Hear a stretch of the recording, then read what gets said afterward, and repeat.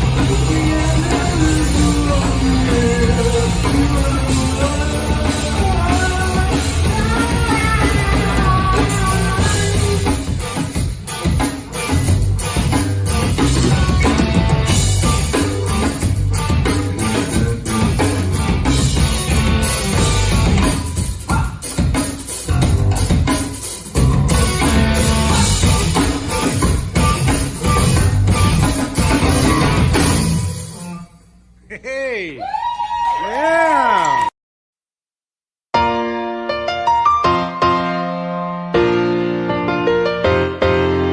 Making your way in the world today takes everything you've got. Taking a break from all your worries sure would help a lot. But wouldn't you like to get away? Sometimes you wanna go where everybody knows your name, and they're always glad you came. You wanna go where people know the people are all the same. You wanna go where everybody knows your name.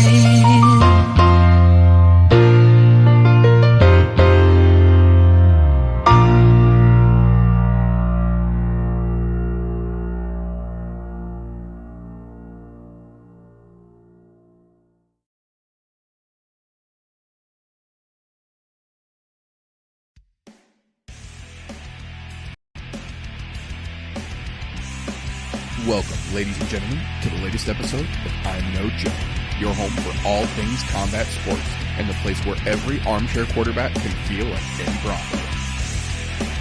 The views and opinions presented on the I'm No Joe channel belong solely to the person expressing them, no one else. If we say it, that means we meant it. That being said, this show does contain adult themes, adult content, and general shit that you shouldn't be letting your kids intake. Be advised, viewer discretion is recommended. Proceed at your own risk. You've been warned.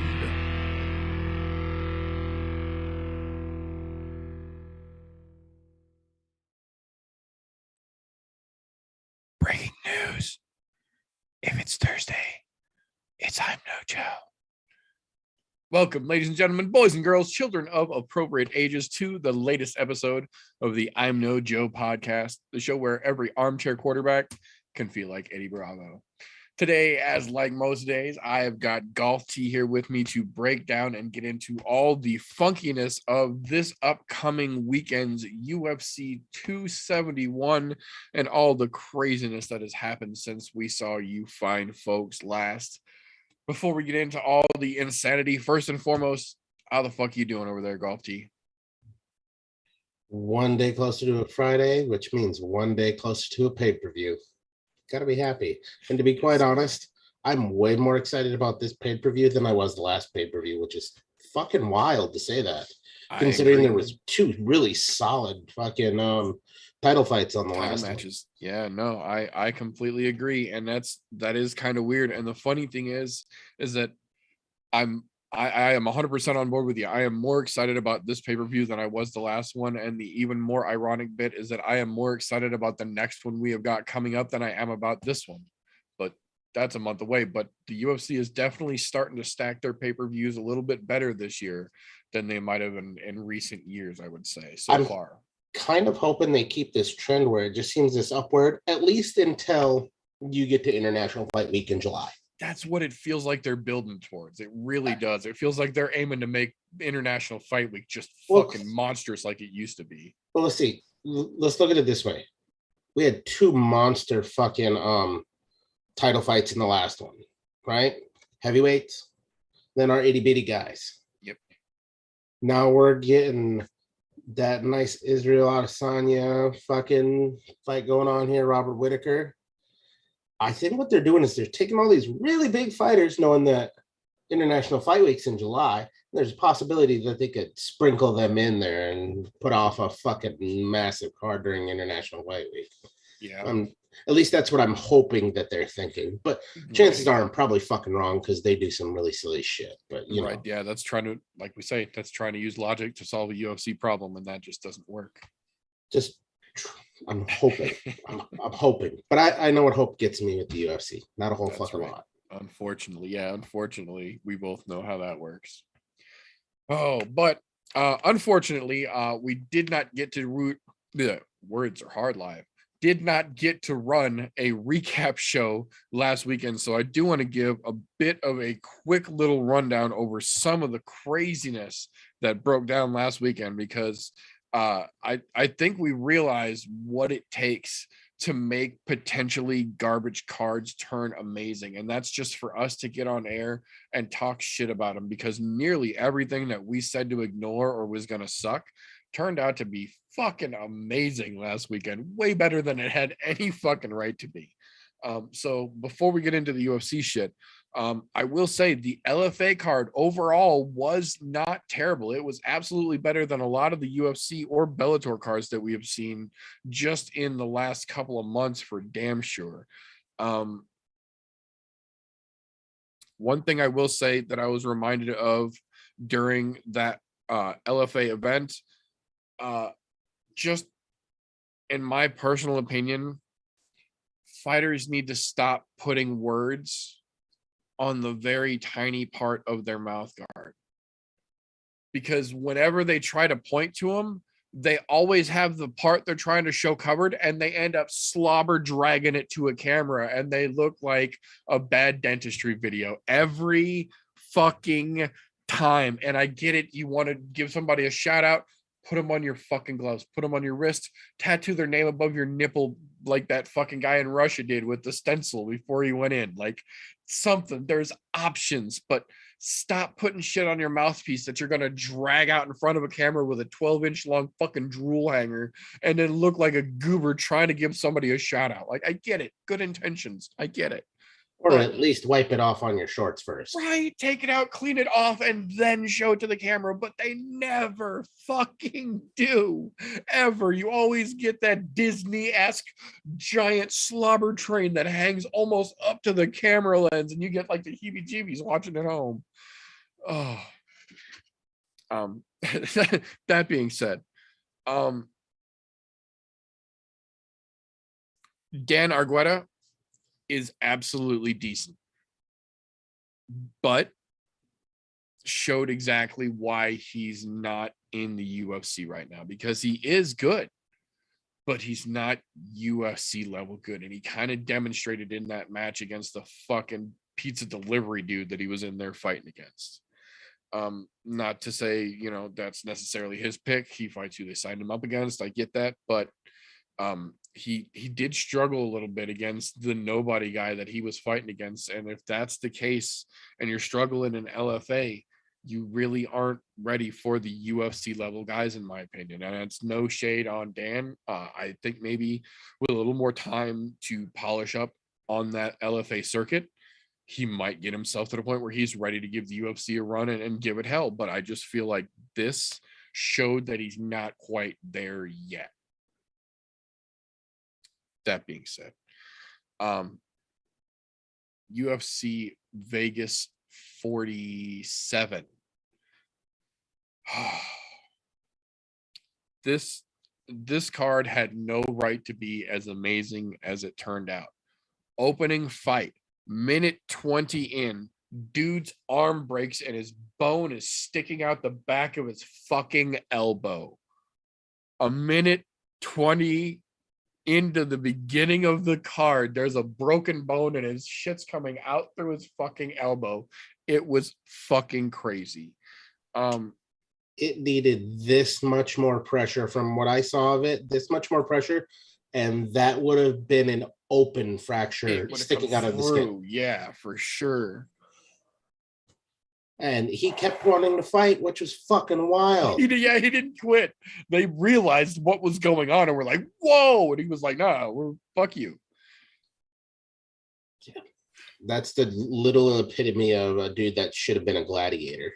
Yeah, that dude is absolutely too tough for his own goddamn good. Absolute fucking props to Bondar. I really hope he gets another shot, because that kind of toughness deserves another shot. I agree. When that man, albeit it's probably not going to be for a year or so, but you know, right? Or probably closer to like a year and a half with that kind of injury, depending on surgeon who they get. I mean, don't get me wrong, the UFC's paying for his fucking recovery. Yeah, I was going to say, they'll make damn good sure that he's fucking good to go, for sure. But yeah. Yeah, literally a minute and change in, and we've got insane fucking stoppages. And it wasn't like a one and done by any stretch of the imagination. Jason Witt, Philip Rowe come out, and they are just going to fucking town. Honestly, I gave Jason Witt round one. I really did. But Rowe just decided in round two, you know what? I'm good here. Took a deep breath, centered, and then just fucking came out of nowhere with crisp fucking hands and shut him completely fucking down in round two with a beautiful KO. To be fair, had Witt honestly played a little more defense in round two when Rowe started to really turn it on against him, he might have been able to fare some of the fucking storm that he got put on against him, but he almost felt it seemed almost like he still thought he was going to get a moment to slide in there when Phil really started to fucking crank it onto him. And that hesitance to put his fucking hands, we talk about it all the fucking time. If you're not throwing punches, your hand should be in some proximity of your face, unless you're grappling, in which case find a way to turn away from the position. But this situation, when you're on your feet and you're not punching, some kind of coverage for your dome, because otherwise Freshie Phil came in and just put fucking hands down and dropped poor Jason Cole. Props to Witt for a hell of a round one, but props to Rowe for really just kind of settling in and doing what needed to be done to take that shit home in round two.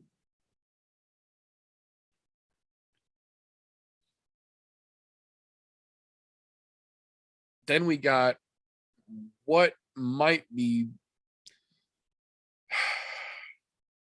maybe the second greatest debut we've seen from a newbie in 2022 so far, I'd say. Almeida came in 8 seconds in, he shot. I watched the clock because they talked about this guy's fucking dominance on the ground and his ability to just get people to the ground. And I was like, okay, well, we'll see how this actually plays out. 8 fucking seconds, folks, and he already was in on a shot and had hands locked around Marquez and was taking him for the fucking ride. And he had no choice but to go because his ticket was paid for. The ground and pound, once he got him on the floor, just basically was a matter of him spinning around and holding control while he dropped hammers until he did enough in a row for Beltran to finally hop in and be like, okay, that's it. We're calling this.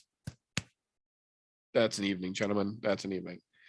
Not to say that Danilo Marquez is a world breaker by any stretch of the imagination, but we've seen him put on good performances. So for Almeida to make his debut and put on that kind of show against against Marquez rather, now I'm curious to see who they're going to match Almeida up with next, because that was super fucking quick and he took no damage. So he's one of those guys that's going to be ready to turn around at the drop of a fucking dime, and they're going to put him somewhere, a co-main event or a premier prelim fight, something quick coming up, fairly certain. Keep an eye on that young man.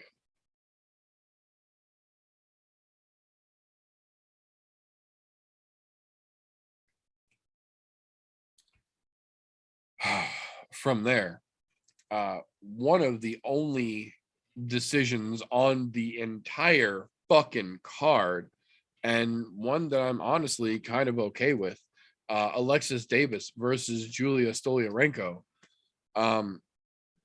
It seems like, and I don't know why, every time Alexis Davis comes up on a card, there's like a public collective amnesia. People just forget right before she gets in the octagon how good she is because of some of the people that she's got losses against. And it's one of those situations where the public factor of history doesn't take into effect how those losses came or where in a fight those losses came. It's just who she lost against. And if that's all you use to judge her record, I get why people are quick to dismiss or quick to forget about Alexis Davis.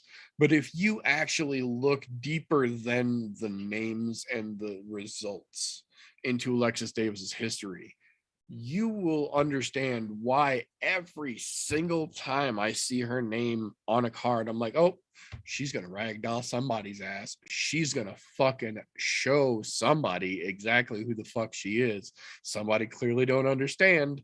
And this is a perfect example of exactly that taking place. Alexis Davis might be one of the toughest ladies in the 135-pound division, in my opinion, period. I don't give a fuck about ranking. I don't give a fuck about tenure. I say period, overall, point blank, end of sentence. She came out and just would not fucking stop.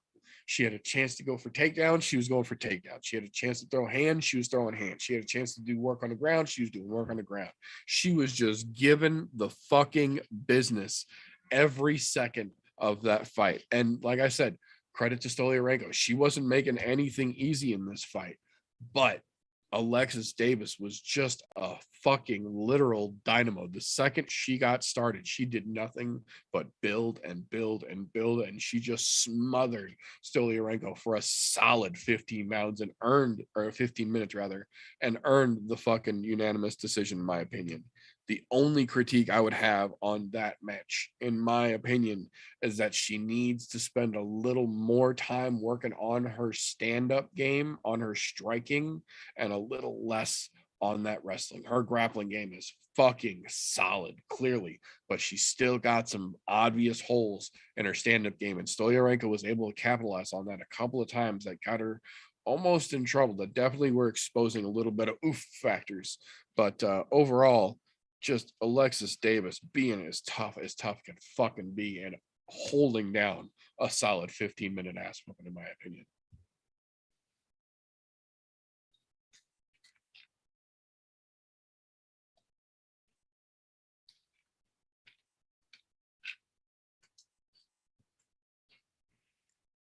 Now, this is one of those situations where you kind of both got to be impressed and a little sad at a crazy performance.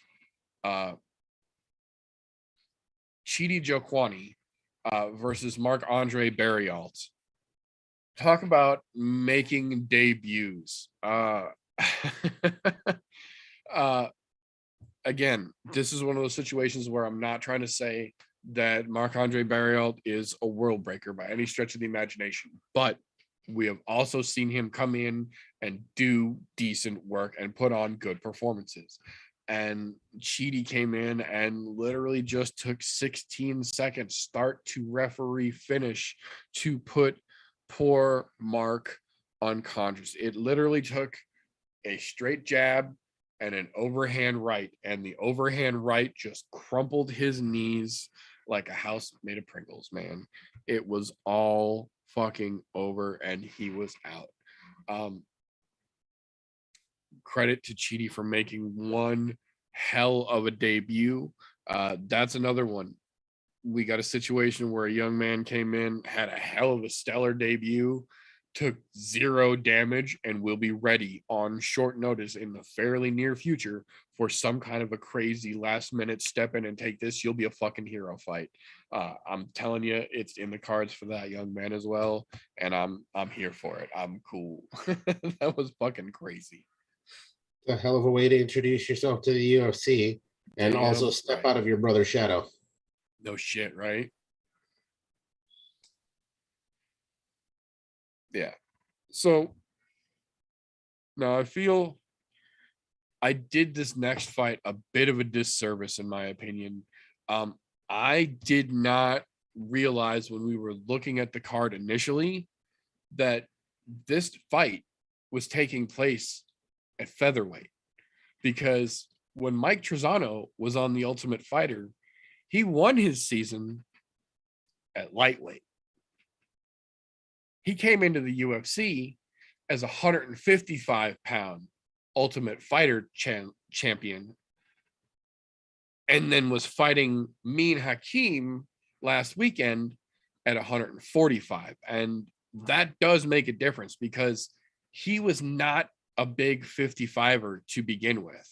So when you take that into consideration and then you shave an extra 10 pounds off the top of that, he looked small for 45, genuinely. Like I said, he wasn't a big 55er to begin with, but when he cut that extra off to get down to 45, he kind of really made Mean Hakeem look big. Like he made Hakeem look swollen in that cage against him. Hakeem basically just dominated that fight in a very Alexis Davis-esque manner. Everywhere the fight went, Hakeem had an answer. When they were on the feet, Hakeem was out striking him and countering real clean. When it got to grappling time, Hakeem was getting the better of the situations and was getting takedowns. So and not just takedowns, but he was lacing the leg when he got the takedown, so he was able to hold it there and dominate once they were there as well. Like it was a damn good showing, in my opinion. I feel like this is one of those situations where you tip your cap to Trezano for coming down to 45. It feels like this wasn't a fight he asked for. It was kind of something the UFC was like, hey, this would be fun, wink, wink, and then slid it across the desk to him. And he was like, sure, guys, and just signed it, and then was like, fuck. I would like to see Trezano go back to 55 where we saw him look good. Give that another chance or two and see if really it is something in maybe the way he's training or the place that he's training, or if it really was the fact that he cut down a little too far for what we've seen him able to perform.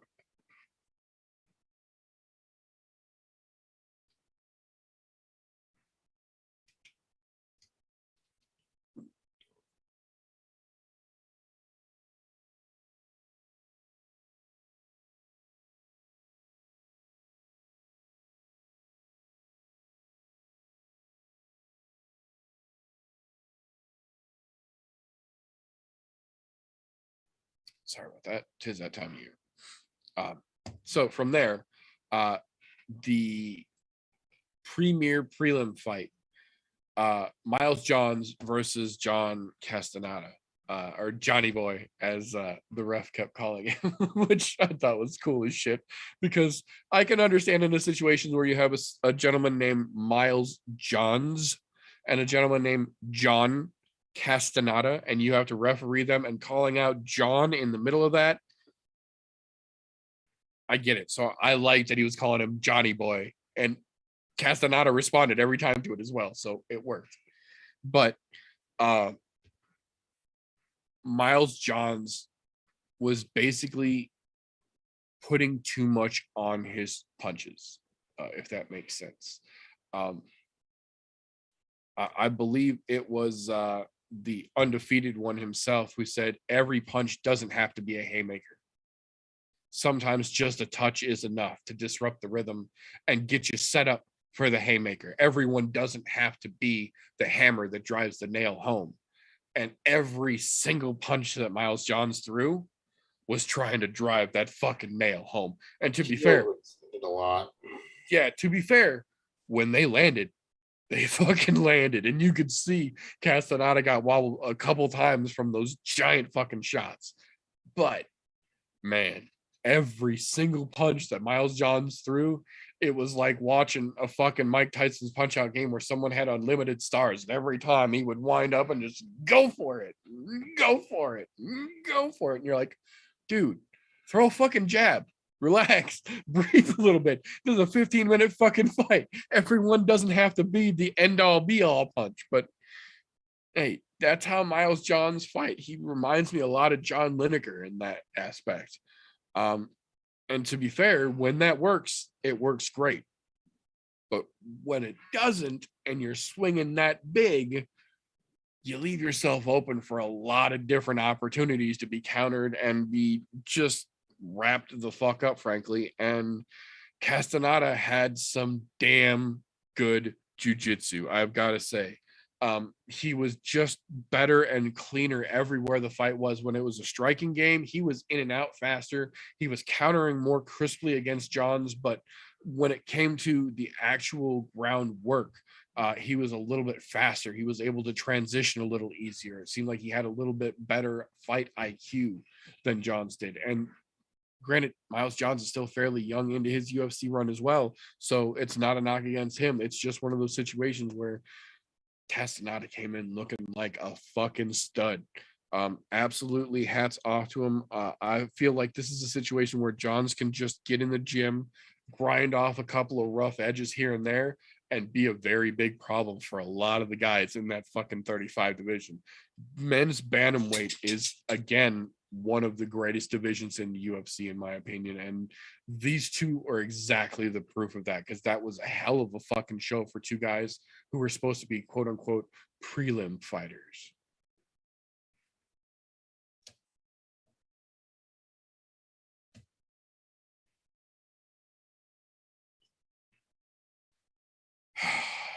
Now, I will say, I stand by my theory that if we talk enough shit about a card or a fight on this show before the fight, it has a damn good chance of turning out good. With the exception of one fucking fight on the whole goddamn card that I opened my big fat mouth and thought I had figured the fuck out.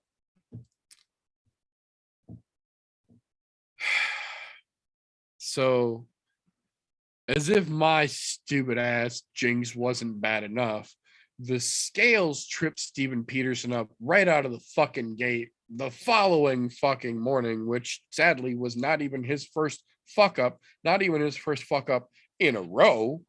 But then we got to the point where we came into the actual fight, and he just looked like shit everywhere the fight went. And it wasn't a situation where Erosa was just putting on a masterclass and made it look like Peterson couldn't do anything anywhere. Erosa looked mediocre at best, and that's being generous in my opinion. But Peterson looked like a screen print smashed dog turd sold off as a Fabergé egg. Like, there's no fucking way that's the best that guy's got to offer. But if that's the best that he's going to put forward twice in a row, I don't think the UFC is going to give him very many more, if any, more opportunities to look like shit on their behalf. That being said, Erosa did have some pretty damn slick moments in a fairly mediocre starting fight. I will say there was probably a minute and a half solid chunk in the middle of the second round where, for whatever reason, both of those men had a jalapeno in their jockstrap and just decided that it was time to shit and get, and they went the fuck after it. The rest of the fight, for the most part, was pretty goddamn boring in reality. Not to say that they were trying to put on a boring fight, but neither one of them were really just hanging it out there other than during that little period. That being said, I am glad the UFC, even though they only took 30% of the fight purse, maintain their post-fight bonus rule set. And we'll get to that again in a little bit. But props to Juicy J, I say with air quotes, on a hard fought W.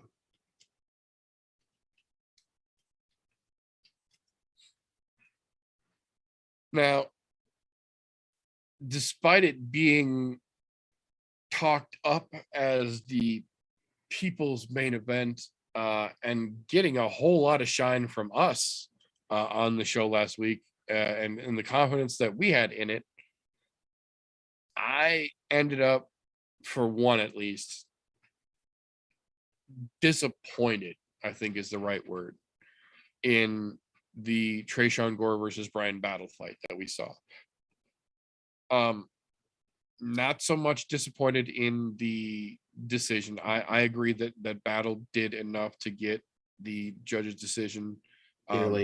Yeah, not easily by any stretch, not easily, but he did outpoint Gore. But that's just that. It was a matter of he outpointed Gore. He didn't look better than Tresean. He didn't put on any kind of a "this is why I won Ultimate Fighter" kind of demonstration. It was, if anything, Battle looked a little cocky and Gore looked a little more reserved than we had seen him before. Not the 15 minutes that I expected. No, I was expecting Gore to come out like a fucking bull in a china shop, throwing those big fucking heavy bombs that he does. I figured there was a freight train coming right out of the gate. He connected on quite a few, because if you look at Battle at the fucking end of it, his right eye was fucked. It was all absolutely just a shitbag piece of fuckery. And to be quite honest, I expected a lot more out of Battle, a fuck ton more, considering he's already had one fight since his initial fucking winning of the fucking Ultimate Fighter. Yeah, I would expect that he would have gotten a lot better. I have a feeling there was a little hesitation there because of what he knows Tresean's fucking capable of. But man, this fight did not live up to what I thought it did. And look, I'm on the opposite side of the fence here. I don't think that Battle did enough to win that fight. I really thought Gore won that fight. in my own eyes, there was some things in there that I saw that I leaned more towards Gore being the fucking. Now, I'm not gonna go off the deep end and say a solid Diamato score type fucking score.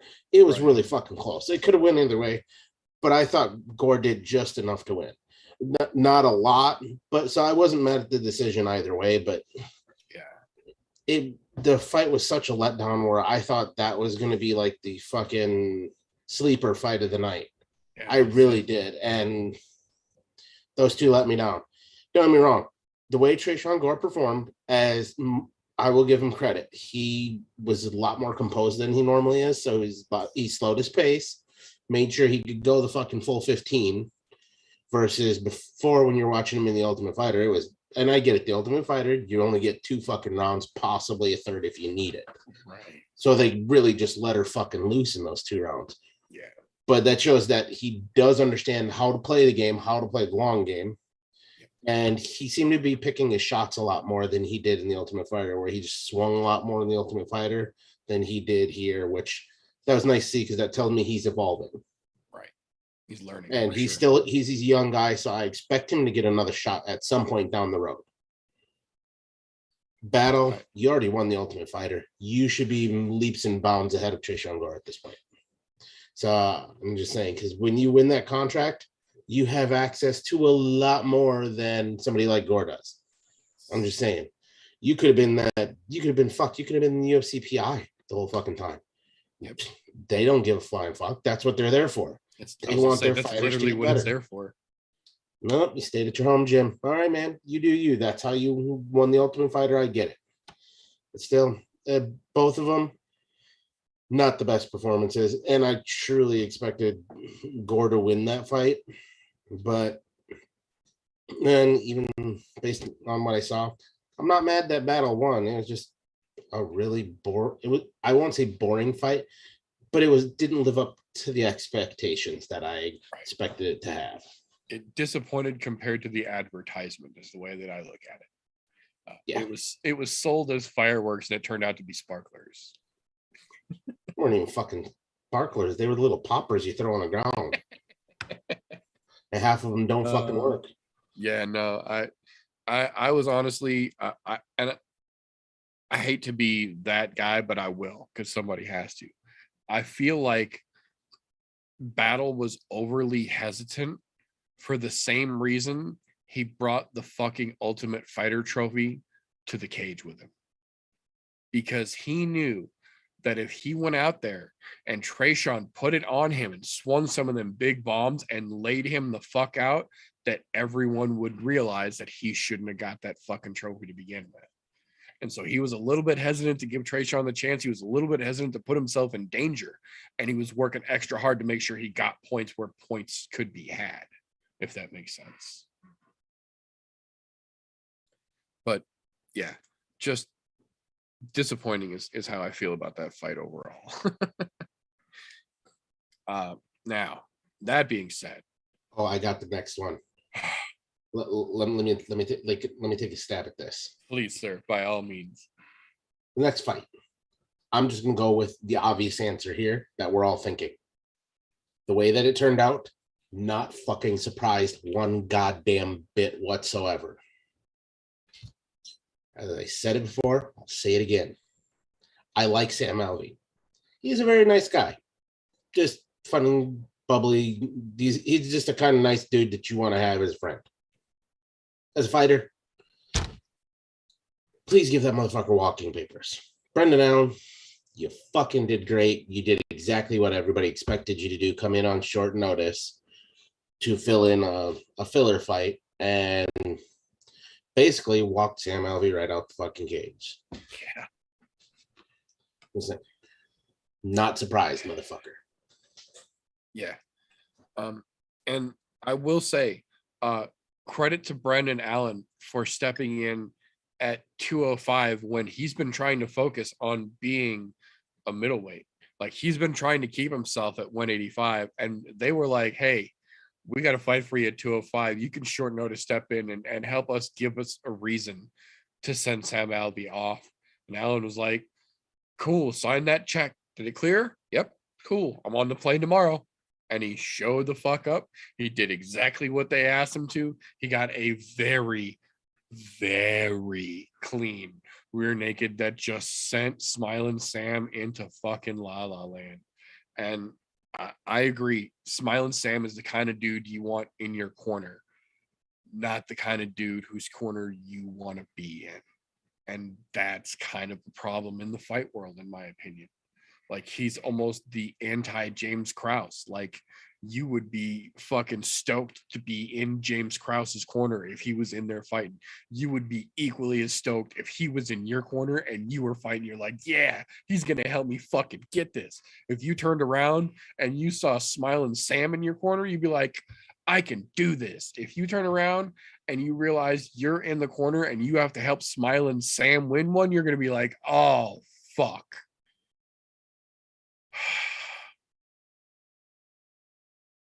He's a nice enough guy. He really is. He does a lot of good outside of the cage. But I think they said that this was his 9th fight in a row that he lost, and his 3rd short notice fight in a row that he had lost. What's funny is we haven't seen him come up with walking papers yet. Oh, no. And the really funny, not only did they not make any kind of indication or announcement or intention to give him his walking papers, he himself has said that he was disappointed in his own performance and that he's going to take some time away from the sport before he makes any decisions about how he's going to go forward. He put himself on hiatus before they could fire him for fucking up, basically.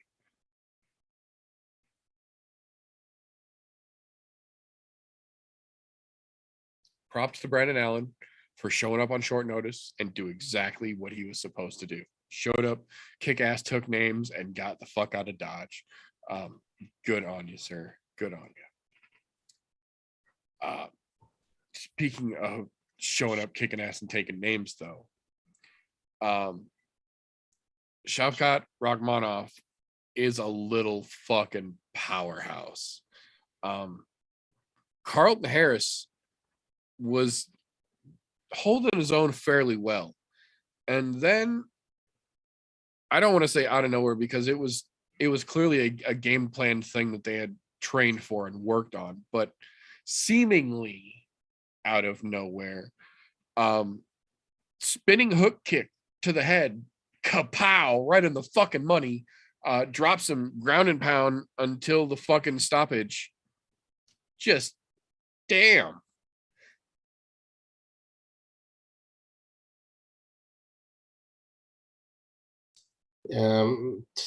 Dude, I'm telling you, there's something about those fucking fighters coming out of fucking Uzbekistan. Those are some bad motherfuckers. I'm telling you. Look. Or no, excuse me, he's not from Uzbekistan. He's from fucking Kazakhstan. That's right.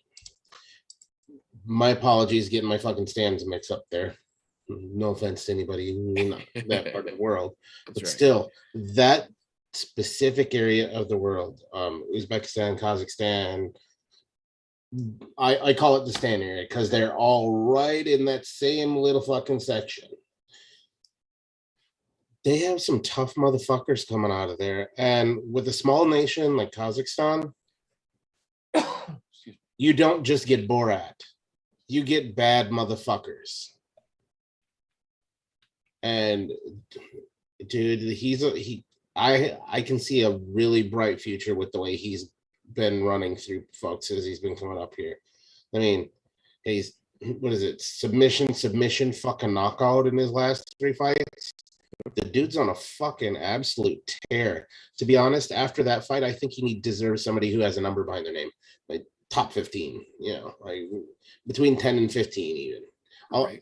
I won't say up to 10, but I'll say like between 12 and 15 would be right for him. I would be okay with like a number 12. And I think the real kicker for me about Rakhmonov is that he's one of those guys from a relatively unknown gym in the middle of Eurasia that shows up out of nowhere and starts cleaning house, and everybody's like, holy shit, where did this guy come from?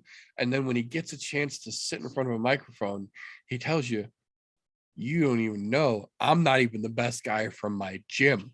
Wait till some of my fucking teammates get their chance. We're gonna take over. And then you start seeing more and more from the middle of nowhere over there, just popping up and popping up and popping up. And when they get their chance, almost every fucking one of them comes through like bulldozers and just cleans fucking house. That's exactly right. Look at City Kickboxing. City Kickboxing was that gym not too long ago. Yep. If you look back 5 years ago, City Kickboxing was a relatively unknown gym. And then all of a sudden, it was just a fucking snowball effect where you're getting fucking current champ Israel Adesanya, Dan Hooker. You're just getting a mess of them rolling out of there, and they start the fucking snowball. We got 3 of them to talk about for the card this evening. Yep. So, I mean, it's there. It's just you got to pay attention, especially when it's these kind of guys like this, where they come out of fucking nowhere, and they're literally putting the entire division on notice with the way that they're fucking blasting through people. Yep. And I get it. He's like 4 fights deep, I think, in his UFC career. So it's not a lot, but the way he's doing it is a lot. Right. Because he's finishing fights. He's taking very little damage during every one of his fights. Now, he is not to the level of Khamzat Chimaev take little damage, but he's close. He's also a little greener into the MMA world, I believe, compared to Khamzat. Khamzat's got a little more combat sports experience overall, but at the same point, like, those guys, man, from that region are undeniably making a serious fucking splash, and he was a great representative of wait till we get our foot in the door. That same little area in the globe, they have their own MMA promotions. You guys have to remember this. Like, we might not know about them because most of those we're not going to find on television, because most of them are only too local to that area or country. And I say country loosely because a lot of those countries, not everybody has a fucking TV. Right. Yeah, they're not Instagram gyms for damn sure. No, these are ones where you're literally Rocky 1, 2, 3, 4 in it, fucking working in a meat warehouse and fucking punching cattle on the side. You know, some of those fucking gyms, that's where those guys start, and then they finally get to a little bit bigger gym, then a little bit bigger gym, all in their own home country, until they get to one where they can finally make that springboard jump over to the UFC or to Bellator or One or something like that, where they've got a bigger fucking audience. Right. No, it was a hell of a performance. It really was. That fucking spinning hook kick was really clean, and his fucking reaction time when it landed was razor fucking quick, man. He was just on the money right away, real clean, knew exactly what he was doing, and then he was out. He was like, no, I got you, you're good, we're clean. So props to Rachmanov for damn sure. Now I will say, this is one of those situations where we absolutely talked shit about this fight, and it turned out to be a lot better than we anticipated it being. That being said, I'm still not willing to say this was a good co-main event. I stand by my statement that this would have been better as a premier prelim event than it was a co-main event. I feel like if they would have literally swapped this fight and the premier prelim event, this would have been an even better card overall than it was. That being said, Maximov came off a lot more strong than I thought he was going to. He came out just absolute constant from the time the opening bell rang till the time the closing bell went off. He was just absolutely relentless with fucking wrestling pressure going forward, trying every single moment he could to get Soriano on his ass and to keep him there. You could very much see the Diaz influence in his style if you watched, and we talked about it during the fight. Like, there were certain things he did, the way that he did certain things and the way that he moved in certain situations, you could see the Nick and Nate Diaz in his training for damn sure. There's some Diaz ingrained in that guy, whether he likes it or not.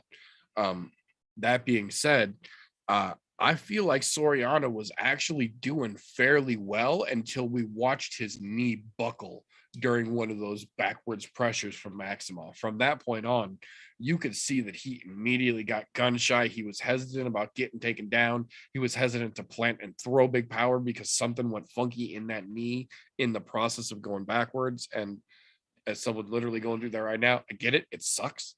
And I would not want to have to be in a fight dealing with that right now for damn sure. So my hat's the fuck off to Soriano for being a tough motherfucker through that. But I think my biggest issue with that fight was the fact that they called it a split decision. Soriano did decent when he had the chance to do decent, but overall, I think that was pretty much Maximov controlling that fight for the most part, in my opinion. See, and that's where I think it came down to a split decision. Was all of the wrestling that Maximov was doing is what won him the fight on the split decision. Because if you're looking at the rest of the fight with striking numbers from both the ground and standing up, Soriano had him outstruck on the feet and on the ground. Right. Which is fucking weird considering the guy that's wrestling should be the one outstriking the guy who he's taking down, but it wasn't the fucking case. So I can see where they came up with a split decision there. I mean, not mad about it one way or another. The fight ended up being a lot better than what I thought it was going to be. But I mean, I think had Soriano's knee not gave way, I think he would have dominated Maximov and we wouldn't be talking about him and Diaz brothers at all. I agree.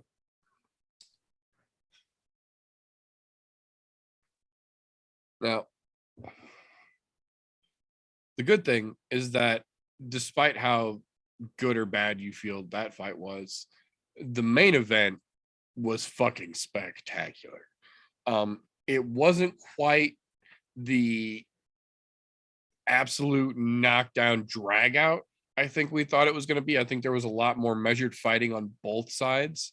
But I will say, if there was any question about the strength and quality of Jack Hermansson's chin going into this fight, those questions have been answered definitively, because Sean Strickland spent 25 minutes landing every and any shot he could square on Hermansson's gigantic fucking Macy's Day Parade size head at the end of that fucking fight, and nothing even wobbled him. He ate every single fucking shot in stride and kept fucking going. And there were some moments where Sean landed shots big enough that the commentators went, whoa. Yeah, that was didn't wild. phase him.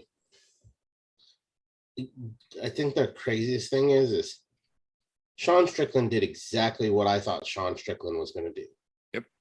He did not throw with power, just like he does it. I mean, don't get me wrong, there's power there, but he's not doing big windups. He's throwing straight from the fucking hip.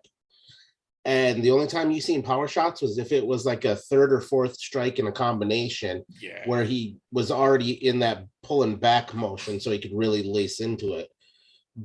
But fucking Hermansson was feeding him back, which is where we end up with this fucking split decision, which I can understand that. I'm not mad about it. I am mad about it. Because to be quite honest, I don't think it should have been a split decision. If you look at it round by round by round, Sean Strickland won more rounds than Jack Hermansson across the fucking board, undeniably. How you have a fucking jackass in Saul D'Amato, fuck that dude, fuck up something that was so blatantly obvious that even the commentators were going, what? And they were surprised at a split decision. And hats off to Strickland's fucking management and coaches for going off on fucking Saul D'Amato. People need to do that more often. He fucks up so many goddamn fights with bad calls and bad scoring. I'm just saying, they need to put something in place to check the fucking refs. This is another prime example of that. And this is nothing against Jack Hermanson because he put on a hell of a fight. He made quite an impact on Sean's body because there was a whole lot of body kicks and shit like that going on. So Sean was definitely feeling it the next day. Garen fucking teed. This is nothing against him, but god damn it. How the fuck do you completely fuck up that decision? I understand that, sure, because Jack Hermanson kept coming forward and kept on fighting, possibility of a split decision. But in all actuality, looking at it round to round, there's no way in fucking hell. Sal D'Amato needs to be removed from judging, period.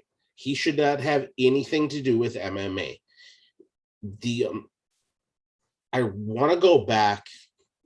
I might do that this week, just for shits and giggles, to find out how many fights Sal D'Amato has fucked up on, where it is blatantly obvious that one fighter wins, and Surely he calls it for the other gotta fighter. There's got to be a database out on the internet somewhere. I'm sure somebody's got to keep track of those. I would think so, because as many times as it's fucking happened, it's ruined some people's careers. Yeah, legitimately it has. And it's comes up with shit like this where you're going, why do we have to talk about a judge? I don't want to talk about a judge during a fight. I mean, don't get me wrong. You're not supposed to leave it to the judges. I get that. But the judges are there to judge correctly. Right. The judges are there in the event that neither fighter is able to finish their opponent in the allotted time to decide who won the fight. I don't get it. And it wasn't like it was like a little fucking, it was just gigantically egregious in the way he fucking scored it. Yeah. Like, I get it. If maybe you see one round a little bit different. No, he saw like fucking 3 rounds completely different than everybody else. How? There's only 5 fucking rounds. How the fuck does that happen? Yeah. No, and the bad thing is that it used to be a joke in the MMA community. Like, that's the problem for me, is that this isn't a new situation. This has been happening so long that at one point, literally years ago, before we ever started this show, Sal D'Amato was a joke that you used in any as a punchline in any joke that you wanted to make about MMA or how something came out to be. You could automatically insert Sal D'Amato as the punchline and make it a fucking joke regardless for years. And he's still here legitimately making laughably bad calls and impacting people's careers. I don't fucking get it. And we can't do anything about it. Not a damn thing. That's the worst part is there. God, I hate to make this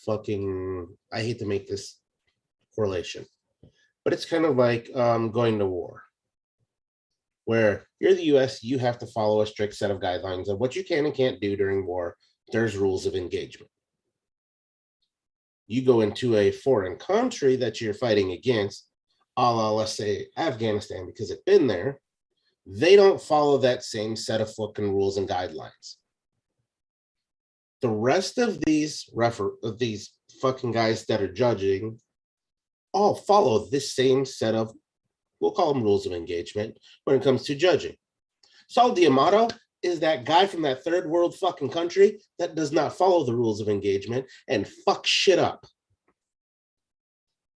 And yet, because the rest of them have to follow those rules of engagement, they think, oh, everything's hunky-dory because at least 2 of them got it fucking right. No. Go out, exterminate the person who does not follow the rules of engagement, and remove them from that situation. So that way, the judging can be correct. Because, look, I get it. Every once in a while, a judge is going to make a mistake, but not all the fucking time, at least once minimum on a card. Right. At a minimum once on a card. This is 2 weeks in a row for this is 2 weeks in a row for Sal. Yeah. Like I said, it's at a minimum once per card for him. There's been nights I've seen it 2-3 times in fucking one night. Yep. And you're going, how? There's only fucking dozen fights. How do you get 3 of them wrong? Yep. Why? Because my name's Sal D'Amato and I don't know dick. Yep. That's one of those things like Sal D'Amato, Chris Lee, and Linda Forrester. If you see any one of those three names, those are the three names. Like there are, I don't know if they would be fighter comedians, comedian fighter, however you want to say it. People who have done combat sports who also do stand-up comedy, who have made entire routines out of the bad calls that Linda Forrester, Chris Lee, and Sal D'Amato have made. So this isn't a situation where we're just like picking on somebody because we don't like a call that they made. These three specifically are known so well in the world of combat sports to be this level of a terrible judge and are still working, that there are entire bits about them and various multiple routines from multiple different comedians. So it's just it's annoying as shit. It really is. What I will say though that's not annoying as shit is when they get bonuses right. That's a rare occurrence. We've been seeing more of them lately, but it's still not enough for me to get comfortable with. However, they got them very right, in my opinion, for this card. We got a traditional fight of the night and 2 performance of the night bonuses the way that they originally intended them, and they should be given out for fight nights like that. Performance of the nights, Chidi Jukhani and Rachmanov. Beautiful work by both of them. Absolutely agree with both of those. The fight of the night is what really stands out to me because there was a couple of different options that legitimately could have taken fight of the night. There was a couple of really good fights that arguably could have had their name in the hat for fight of the night, 50K, 50Ks. But what the UFC did, in my opinion, was the right thing. They gave fight of the night to Julian Erosa and Steven Peterson because Steven Peterson missed weight, like I mentioned earlier, making him ineligible for a post-fight win bonus, meaning Julian Erosa having to fight a guy who came in missing weight and looking like shit got a $100,000 bonus on top of his fight, his win, and the purse from Steven Peterson missing weight. So that, I feel, was the right move and was very nice to see the UFC do, because that's not the type of thing we are used to seeing the UFC do, as odd of a statement as that is. Fuck yeah, they may have just possibly paid off of his mortgage. Yeah, very much so. They changed his life with that decision, very much so. Oh yeah, not to mention, that's enough money where if you want to go train at a nicer gym with better coaches, you can make that jump now. Do that now. That's right. That's right.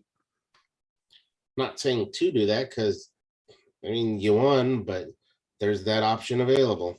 Right. Yeah. Don't go crazy. I wouldn't encourage going crazy, but should you decide that there's a wild hair, you're a little more able to go crazy in that situation. Now we did get the medical suspensions for this card, and I will say, being as the fight was a fucking Vegas fight, it's kind of what we expect. It's basically everybody on the card that was in a fight and didn't get seriously injured is out until either the end of March or beginning of April, depending. The people who got notable injuries are generally out until August or cleared by a doctor. With the exception of one that I thought was a little weird. Bondar got the same suspended until August or cleared by a doctor as everyone else. And everyone else that got injured, for the most part, was like a muscle popped or a possible bone break or something, fractured or, something minor, I would say, on the grander scale of things. But then you had poor Bondar, whose whole shit looked like an anime weapon growing out the back of his arm.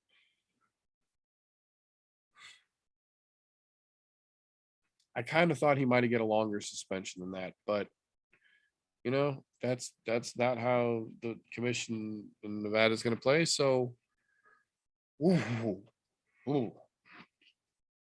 So that being said, that'll bring us into our news and recent events segment here. Fairly short list of events, decent listing of fight announcements here to go over for you real quick before we talk some 271.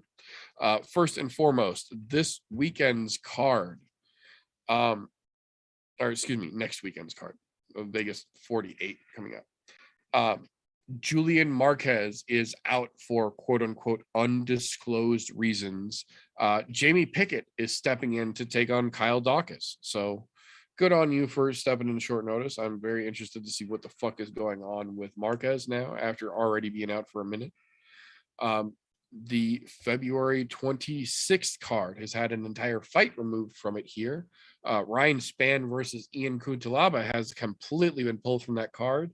Ryan Spann got what they are describing as a quote unquote minor injury, and they are going to reschedule. They are anticipating getting them back rebooked before summer. So 'tis the season, apparently. The March 26th card in Columbus got a very interesting fight added to it here. Ayer Latifi getting back in there, taking on the dad body constrictor himself, Alexei Oleinik. I'm very interested to see how that fight plays out. I think that one could be very, very entertaining. UFC 273 on April 9th had another interesting fight added to it. Ian Gary getting back in after a very exciting debut to take on Darian Weeks, another very exciting prospect in the UFC. So that is going to be a very exciting fight to see play out on 273. Another interesting note for UFC 273 we got this week was that after the fight with Volkanovski and Holloway had been scrapped due to Holloway's injury, and the fight with Volkanovski and Zombie had been made, confirmed, and booked to take its place at UFC 273, we found out this week Max Holloway has officially been medically cleared by his doctors of his injury and will now be serving as the backup for Volkanovski versus the Korean Zombie. Should anything happen to either one of those two, Max will be there to step in and make weight. This one pisses me off, and it has nothing to do with Max, because Max was not medically cleared. That's why this fight, which could have happened at the same time that it was supposed to, and Korean Zombie could have just stepped in, did not. It got pushed back. What pisses me off is Alexander Volkanovski talking all that shit. Well, he could have just fucking fought. Apparently his injury wasn't that bad. No, he wasn't medically cleared. That's not how that works. You have to be medically cleared once you've declared an injury before you're able to be back in the pool and able to fight again. Yep. Don't get me wrong.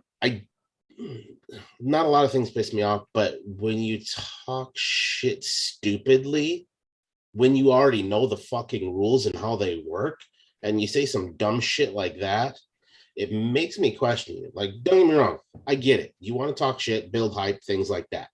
Fine. But do it in a sensible fucking manner, for fuck's sakes. Right. Don't be a goddamn idiot about it. Now, as much as I wanted to see Max go in there and take the belt that he did earn in that second fight, I want to see Korean Zombie knock your fucking ass out, so that way I can watch the Zombie and fucking Max go at it while you sit on the sidelines like a fucking pump chump. Yeah, I agree. I wasn't really taking sides, I guess would be the best way to phrase it. In the Zombie Volkanovski fight, I was kind of trying to stay Sweden in this situation and just be objective and look at the benefits that both fighters bring to the table to put on a good title fight. And then Volkanovski started running off at the mouth about how Max is ducking him, and he knew that Max would find some excuse, and if he was injured, he should have just, or if he wasn't injured, he should have just stayed on and never done the theatrics and blah, blah, blah. And it's like, there's no reason for any of that.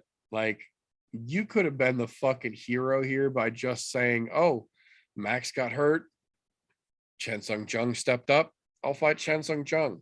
Max is cleared. When I'm done with Chen Sung Jung, Max can get right back next in line and we'll get him booked next.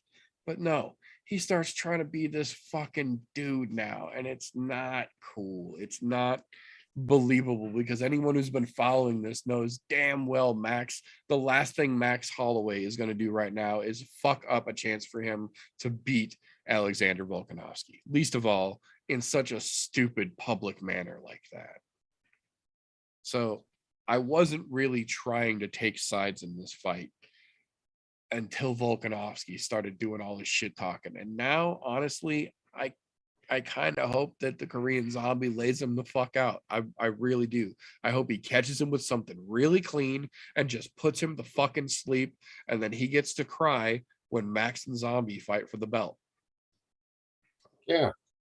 Not to mention, to be quite honest, I didn't want to pick sides in that fight either initially. That did tilt the scales, though, for me to say, you know what? Fuck it. Yeah. Let the Korean Zombie lay him out. And I finally get to see the Korean Zombie as champ. Because you know what? He's one of those fighters that you can't help but want to see as the champ.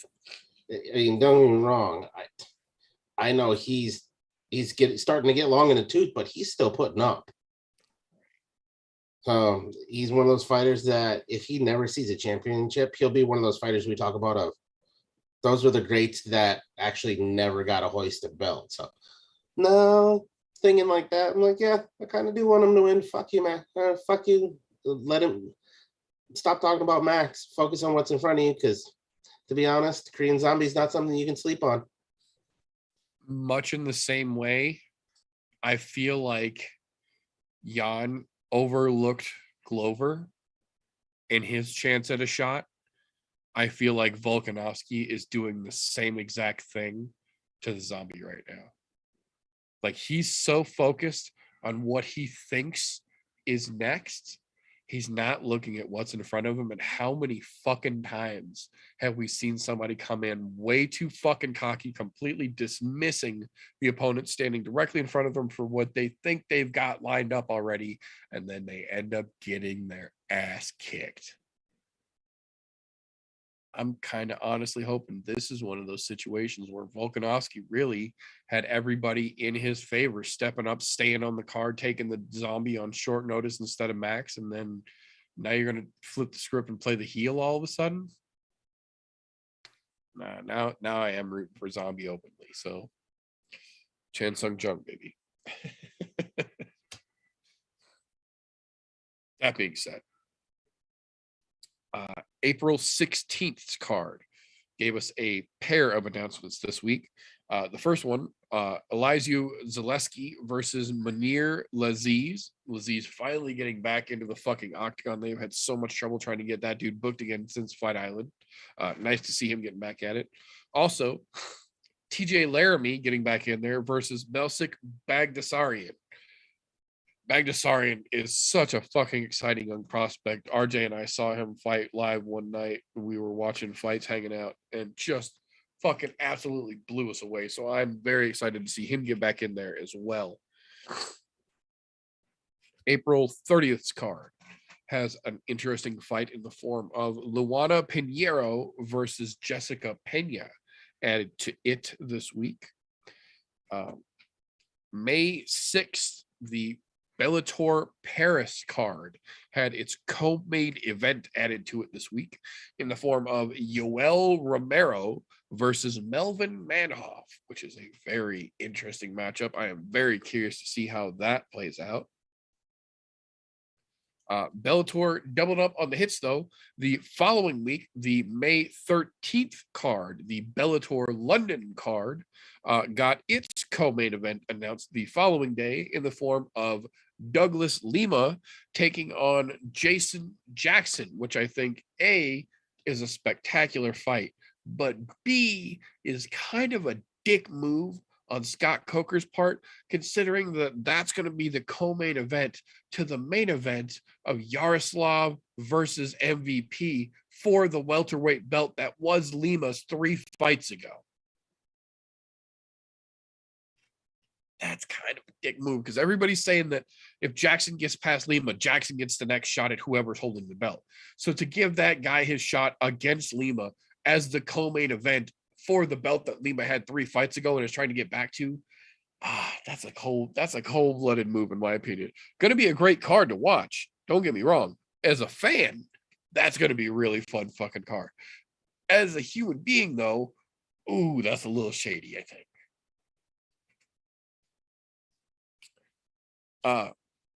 The following day, May 14th, the UFC event had a interesting fight added to it here. Verna Yonderoba taking on Angela Hill in what might be her first actual scheduled, not short notice fight in almost 2 years now. So there is that. Good on Angela Hill for actually taking a scheduled fight, not short notice. Oh shit! Actually, get a full camp? What?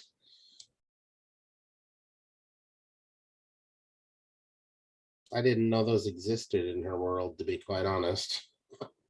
I'd forgotten that thing even existed around Angela Hill. I thought it was all just short notice.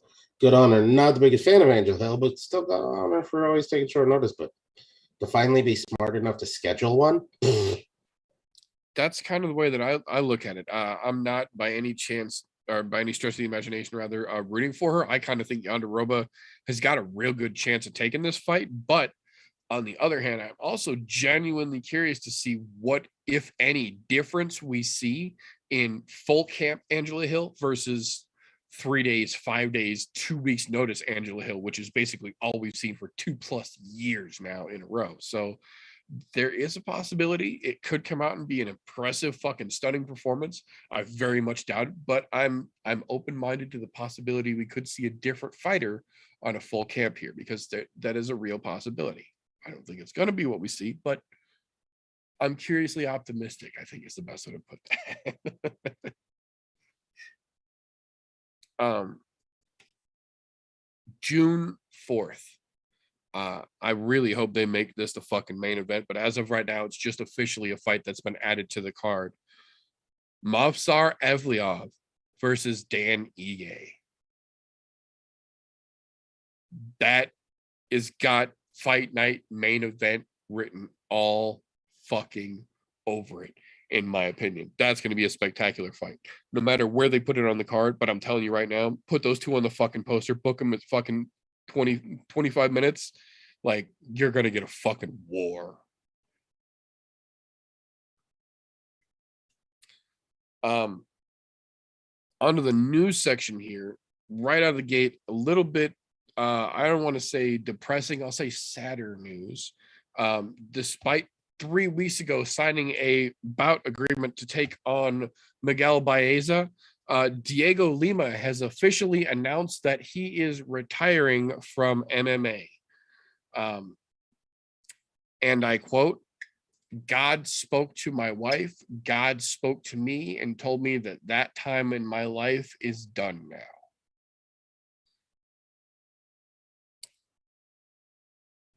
I'm not one to judge a man on what he believes. What you believe is your business. I will say that as a fan of combat sports, I will genuinely be saddened by his loss in its ranks going forward. I wish him the best in his journey post-combat sports. C'est la vie, I guess.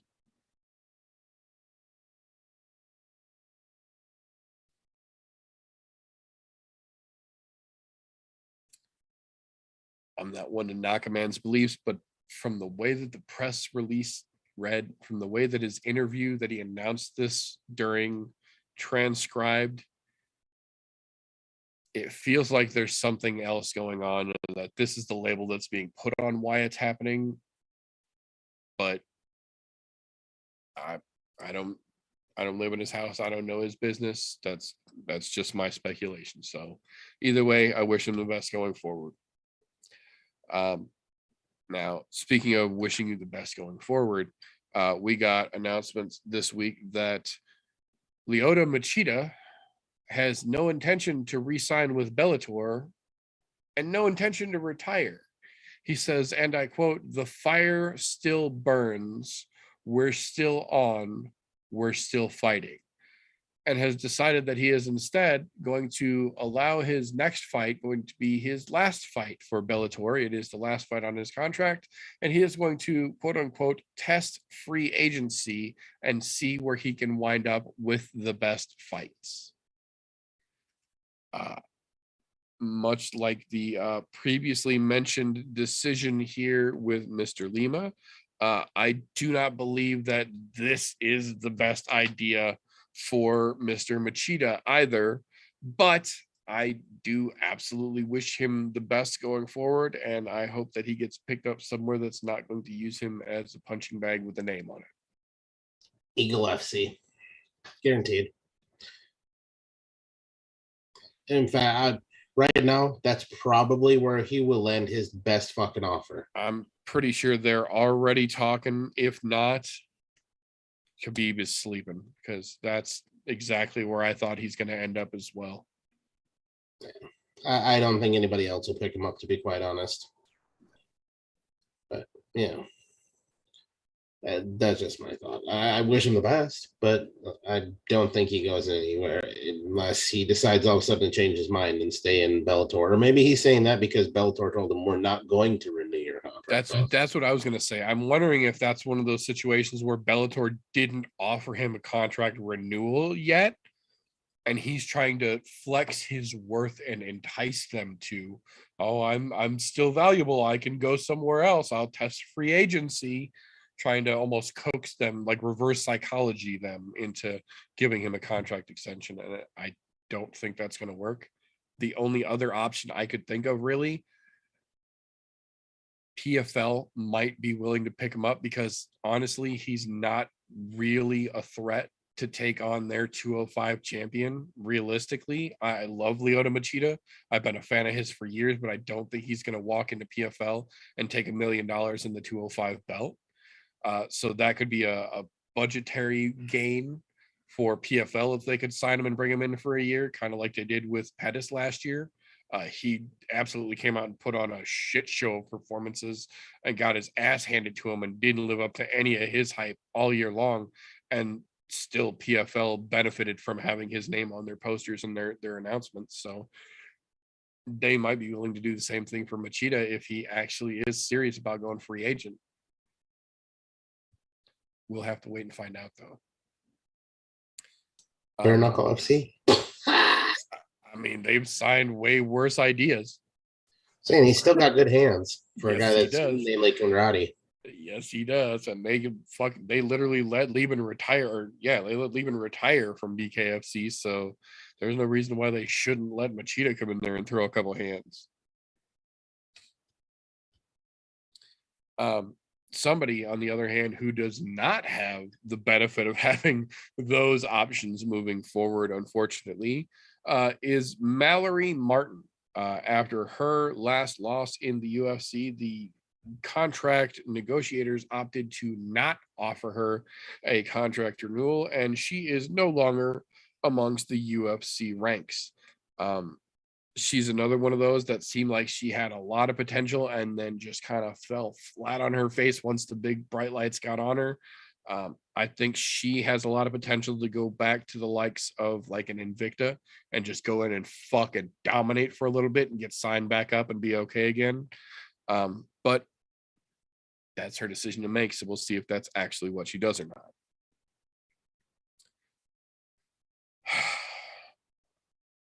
Speaking of that's her decision to make. Words are hard, live sometimes. We got confirmation this week officially that the Ultimate Fighter 30 is a go. And it will be headed up with two coaches in the form of Juliana Pena and Amanda Nunez, who will then fight once the season is over for the belt.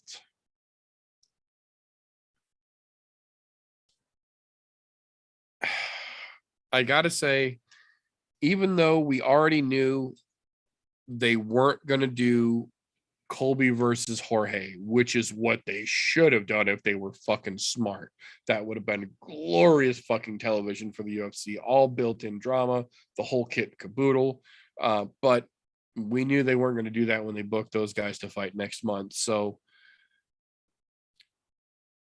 I both get it from a business standpoint and fucking hate it from a fan standpoint at the same time.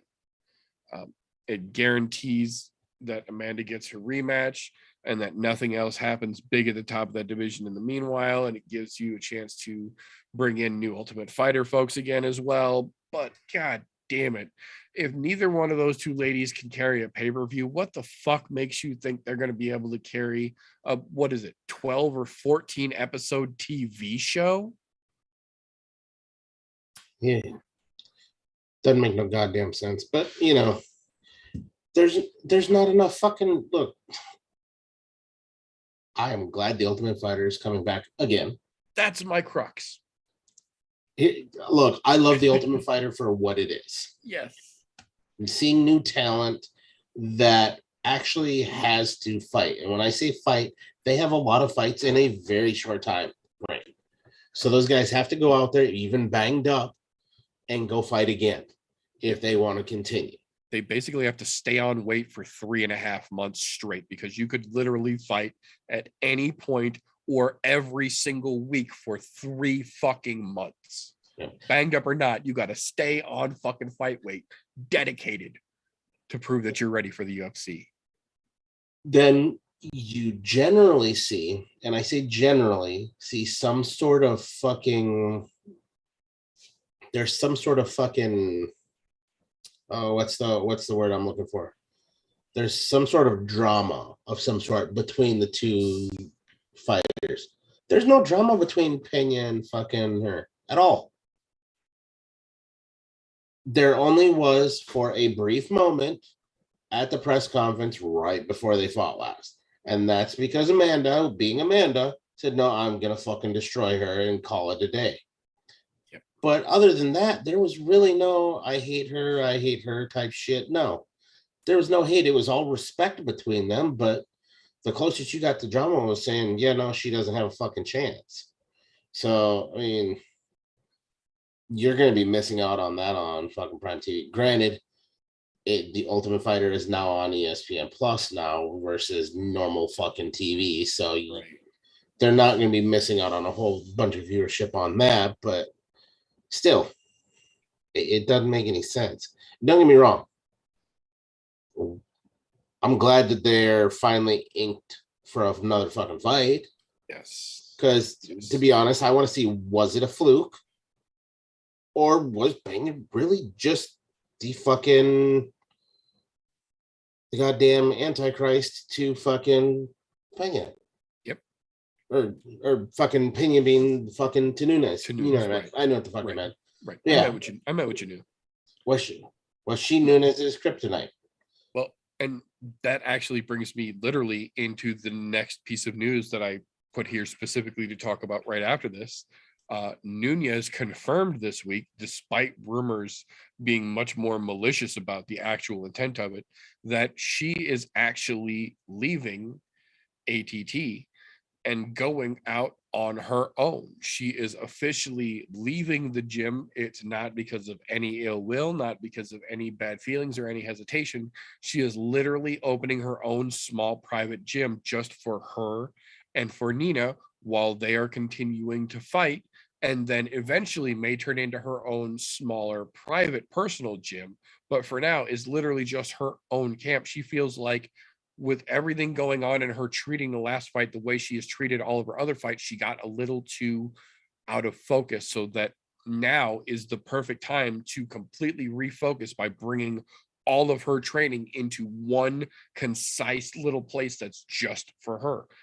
And you really can't blame her at this point. What she has accomplished in the UFC, she, if anyone, deserves the opportunity to have a private training space where she doesn't have to worry about working her time in with the other fighters, working her time in with the people who just paid their gym dues and came in to do their regular roles or take their regular classes. She, I think, is allowed at this point, especially going back off of such a fucking crazy loss of her title, a little one-on-one time to focus just on her training. And I think the timing is right. I think this could play a huge factor, much more so than the fucking Ultimate Fighter show will, in their Ultimate rematch that's coming up afterwards. So, and that's where I'm a little torn. That stepping away from ATT, it's kind of strange. You've been with ATT forever. They're the ones who got you to where you're at, and the amount of title defenses that you've had on both titles, albeit the one is kind of what I'll just call a right. bullshit title. But still, they got her to where she's at and made her the fighter she is. Now you're just gonna bail on that. And look, ATT, they do have a good stable of fighters. They have quite a few that are well known. And when you look at it like that, I get it. There's a tough thing of sharing gym time. No, they have a massive fucking complex. It's not like it's this little small hole in the wall gym. Right. Like some of the fucking fighters you see fighting out of fucking just tiny little gyms out of people's garages type shit. No, they have a massive complex, and you're not in there training with the average Joe who's paying to train there. You're only in there with the elite of the elite. Right. This isn't a Jackson Wink gym. Yeah, I'm just saying there's something to be said about that, especially in the fact that if you're gonna go create your own gym, that's fine. Who's gonna corner you? Who's going to fucking well, I mean, I know who's gonna corner her, but who else? Right. Because you generally see 3 people in a corner, right?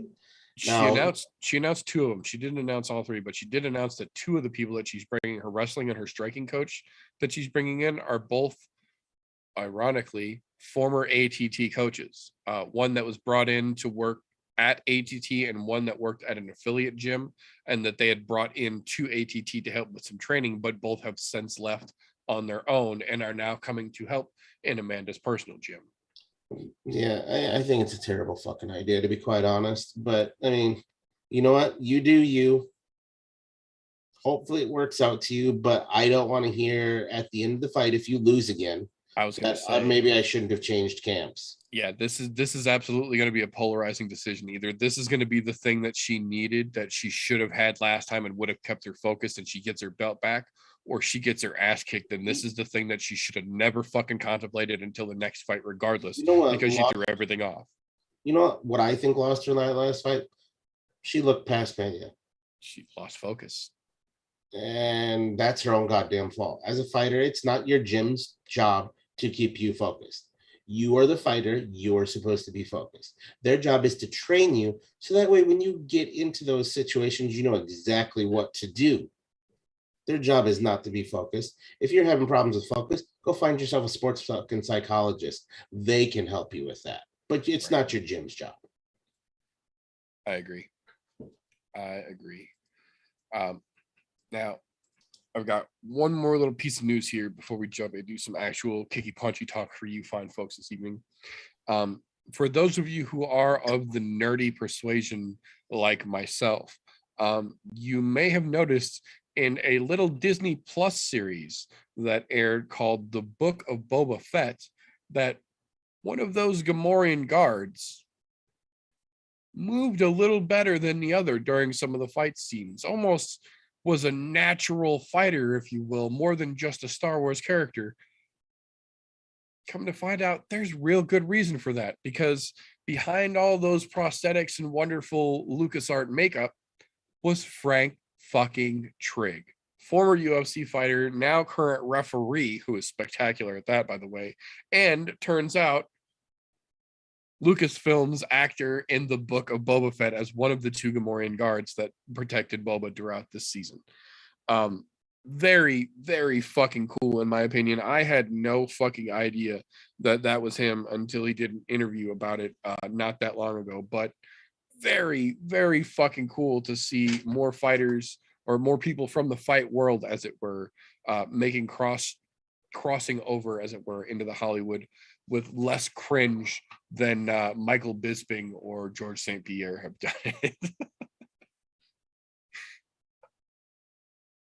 Now, that being said, though, if you absolutely cannot wait until Saturday night's UFC 271 card that we're going to get to in literally just a moment here, there is something that you can use to wet your whistle in a snack regiment, if you will, between now and then. 4 a.m. Central Time, literally 4.5 hours from now, One Championship Bad Blood live from Singapore will go on. Originally, where John Hammerstone Lineker was going to get his title shot, unfortunately, due to him testing positive for his backstreet tickets, that fight has been taken off the card.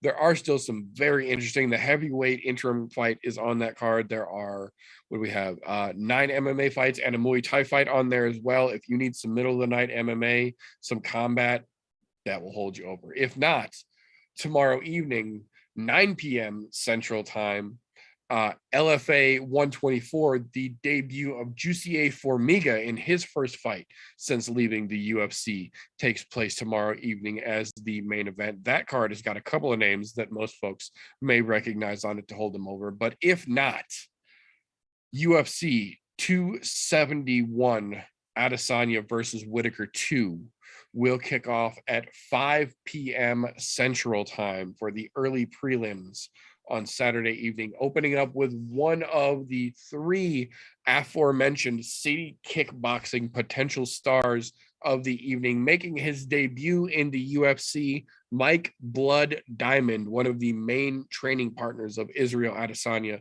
from City Kickboxing, taking on Jeremiah Wells in the opening fight of the card, and what is very promising to be a exciting fireworks show to kick things off. I'm kind of stoked to see it. From watching the training footage of those two, Mike Diamond looks like he's going to be a fucking powerhouse and very well-rounded, very uniquely styled striker as well. Very Adesanya-esque. Izzy said that he was keeping him on his toes in some of the way that he was throwing strikes out. So that's always something that you want to hear and kind of stroke your beard, if you will, when you think about, because that's got potential for an opening fight. Let's hoping he doesn't melt under the bright lights for the first time, because, you know, it's a possibility. I was just going to say, it wouldn't be the first time that we had seen a city kickboxing debut happen just like that. But the good thing for that is that on this lovely card, just 2 fights later, we get to see Carlos Ulberg try and redeem himself from when he had just such a fate fall to him and when he nearly shit the bed in his attempt at making a debut, getting back in there, taking on Fabio Chiron, which should prove a very, very ideal matchup stylistically for him, in my opinion. Very much a wrestle heavy style fighter, whereas Ulberg is a very, very striking oriented, more striking oriented fighter rather. So this should be perfectly matched for him to come in and just do work and kick the shit out of Chiron and look spectacular doing it. But whether he can actually do that or not, that will be the test.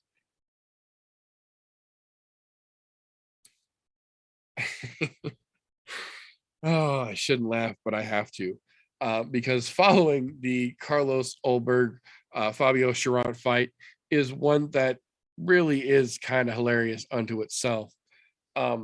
Not for the matchup, but for the drama, I would say, that's surrounding it now. Alexander Hernandez versus Renato Moicano at lightweight, where Renato is now fighting. Stylistically, it's a very interesting fight. I think kind of naturally more inclined towards Renato just based on skills and experience. But the thing that makes me giggle is that Alexander Hernandez literally took his opportunity at the press run this week to say, "What the fuck, Dana? How the hell am I on the prelims?"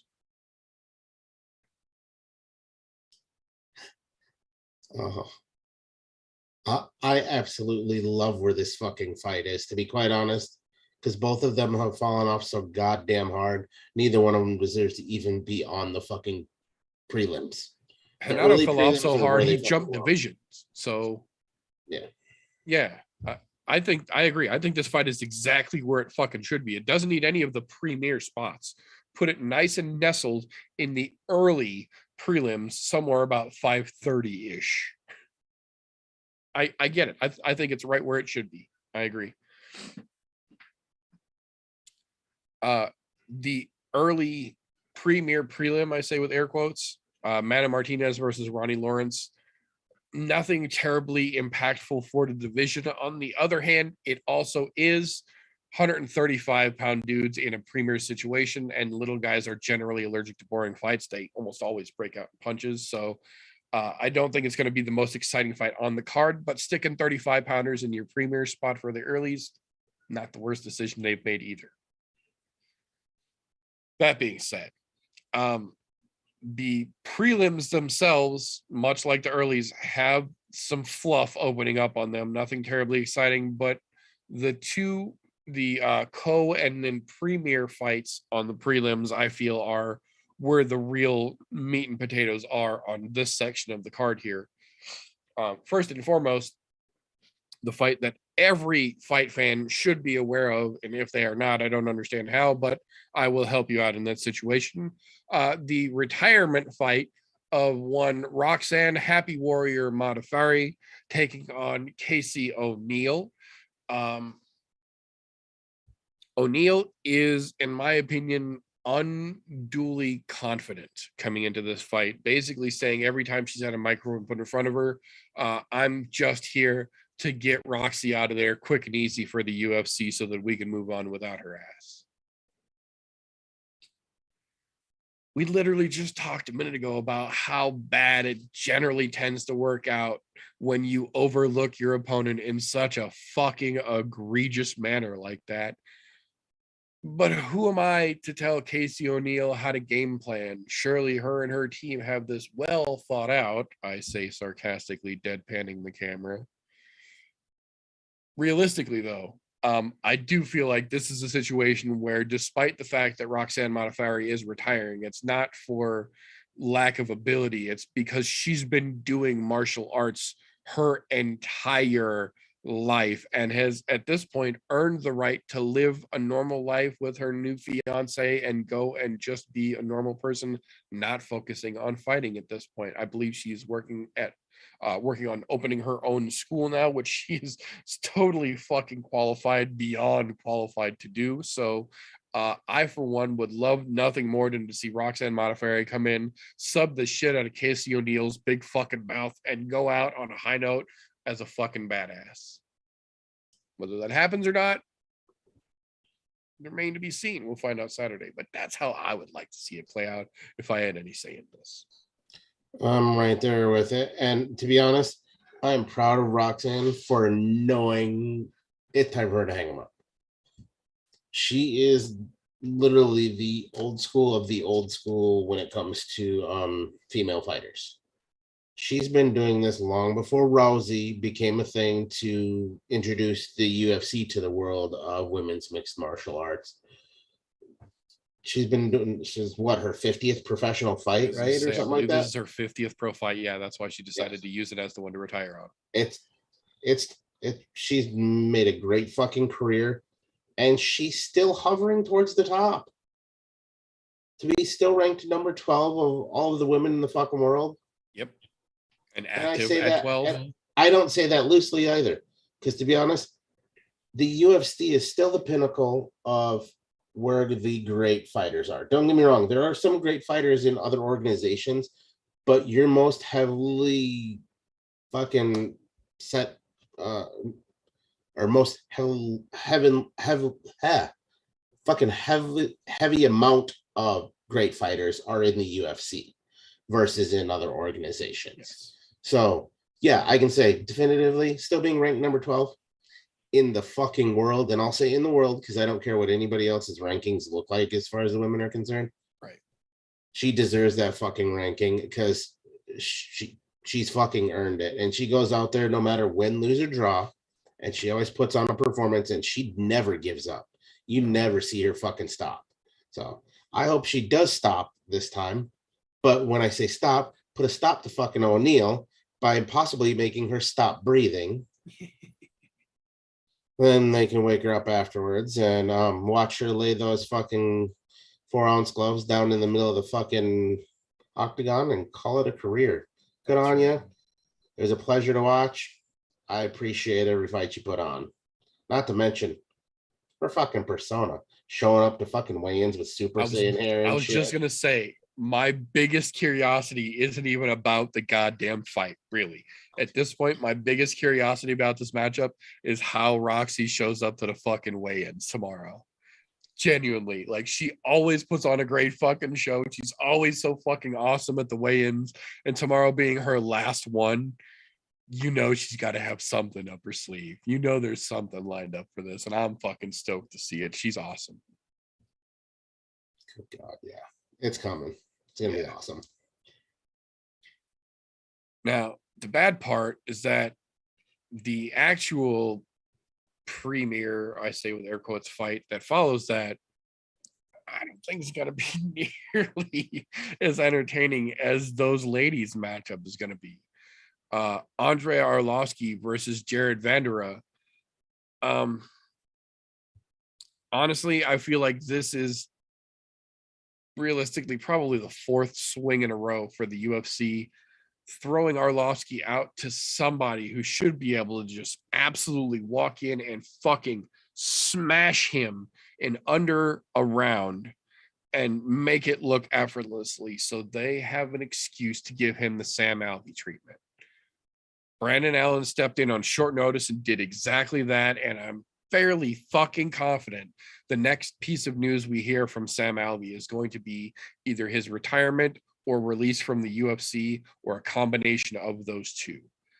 I have a strong feeling this is, again, exactly what the UFC is trying to do with Andrei Arlovski. We have seen him just sliding by the skin of his fucking teeth in the ugliest of fucking decision after decision after decision when he's not getting his fucking head bounced off the canvas. The legacy that he built as the Pitbull, in my opinion, is beyond tarnished at this point, and they're just throwing them whoever they can to just somebody smack the shit out of him quick enough that they can use it as an excuse to cut him loose. I genuinely hope, as weird as this sounds, that Jared Vanderaa is the dude who shows up and just puts Andrei Arlovski to fucking sleep in like 45 seconds, does it effortlessly, and then walks out like a fucking stud.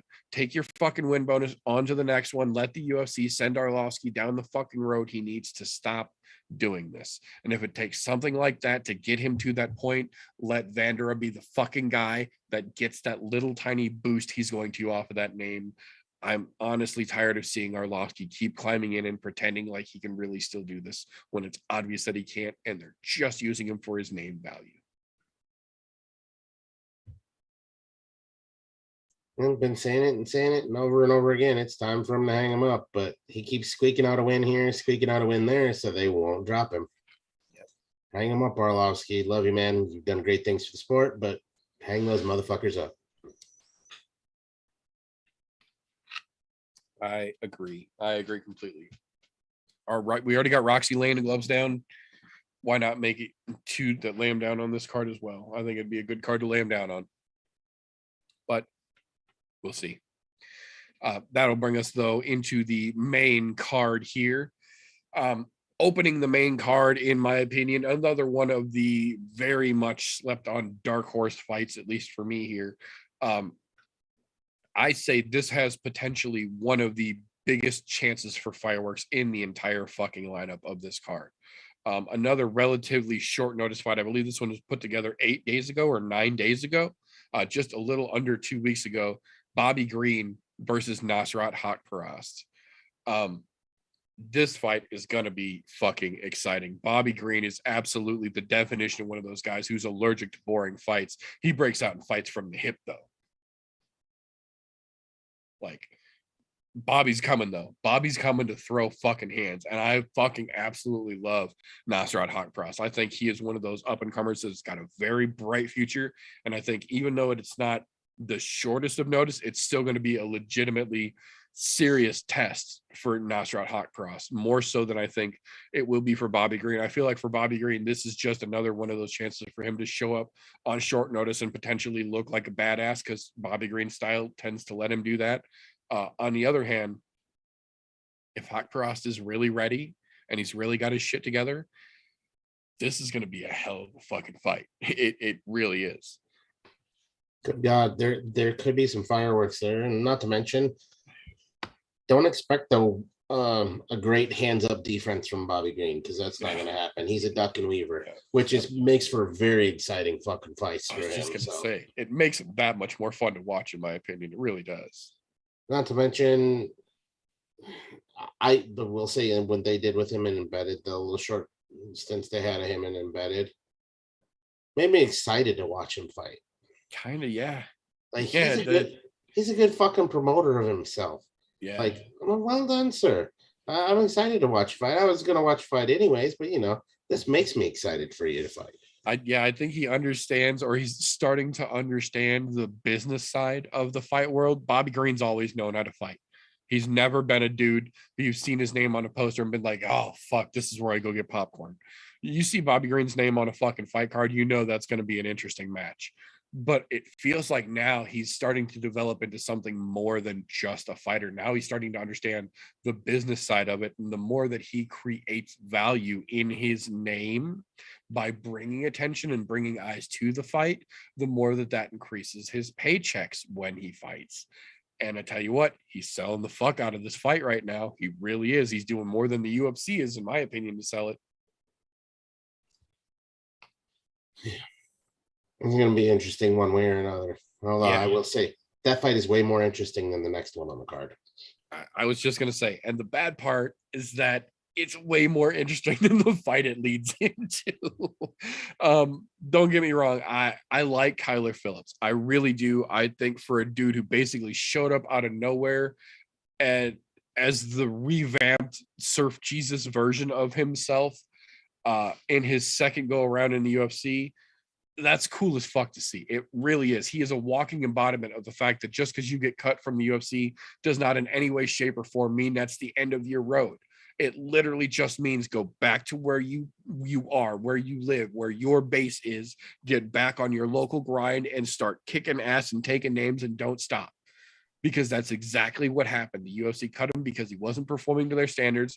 He went back home. He kicked ass. He took fucking names. The UFC brought him back, and he is a changed fucking man. That being said, I still don't understand why this fight is on the actual pay-per-view portion of this card and not the prelims. I like Kyler. I think this fight has potential to be interesting. It's 135-pound dudes. They generally aren't that boring, but this also isn't the fight that I would have used to fill that spot on the pay-per-view section of this fight card. Maybe that's why Mick Nader does that and I don't, but as a guy that you want to take money from to watch these fights, this ain't the one that gets my wallet excited. That's what I'll say. Definitely not the fight I was even thought about being on the main card. But, they've done a fairly decent job with the rest of the card so far, so I'll give them that. Right. We got to give them a little break once in a while. Right. Yeah, give them a little slack here and there, because especially after that breather in the main card, we get on to part of the middleweight showcase that is UFC 271. In what is being called arguably the next title contenders eliminator of Jared Cannonier versus blonde Derek Brunson. I will say Cannonier has specifically said he has been training for blonde Brunson and not regular Brunson. He knows the difference, and he knows the difference in technique that we have seen. Derek Brunson, for whatever reason, when he gets that Cisco hairdo going on, he genuinely does change his fighting style, his whole persona. Like, he really does change when he gets blonde Brunson. So we already know that blonde Brunson is who we're getting in this fight, and that's who Cannonier's been training for. I'm a big fan of Jared Cannonier. I think he's one of the most overlooked fighters in the UFC, in my opinion, but I also believe that that is because some of the opportunities he has had in the UFC, he has absolutely shit the bed on as well. That being said, I can't help but feel like Derek Brunson really is the diving board or the springboard, if you will, that the UFC uses to put fighters into title contention at 185 pounds. And if that just so happens to be the spot that Jared Cannonier finds himself standing in now, if he shows up and does work Saturday night like he says that he's ready to do, I genuinely feel like that's going to put him in contention for the next guy to take on the 185-pound title holder, whether that's Izzy or Whitaker come Saturday night or Sunday morning, as it were. Yeah, this is definitely winner goes to gets the next title fucking fight. And not to mention, well, let's go back a ways.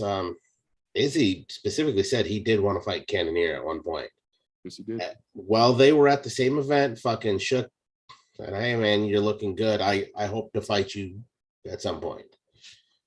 And he did it with respect. So Right. This is Cannonier's shot. Like he if he puts a stamp on fucking Brunson, that's his ticket to fucking getting that title shot. Guaranteed. Yeah. And the same applies for Brunson. If he can put away fucking Cannonier in a dominant fashion, they're gonna launch him towards a fucking title shot too, because everybody else is sitting at the top of that division who's already fucking had their shot, you know?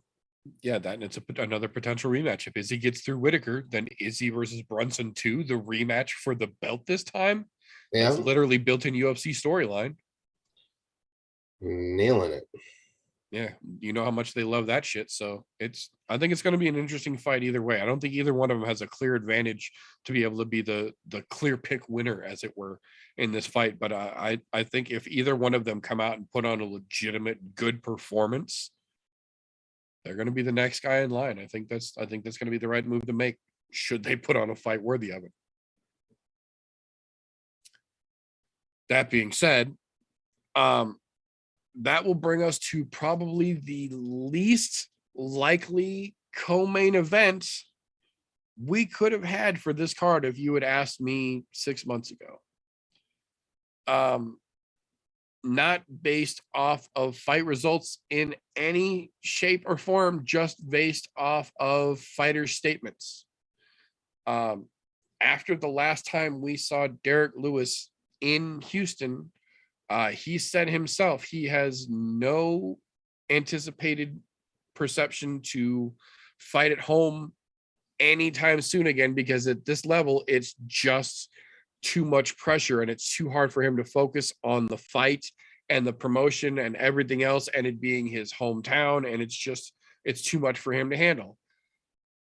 And then here now we've got him in the co-main event spot against Tai Tuivasa, and with the role that Tai has been on and the decline that Derek has been on, and now we're back in Houston, where we just a couple months ago were almost certain we weren't going to come back to anytime soon with Derek Lewis.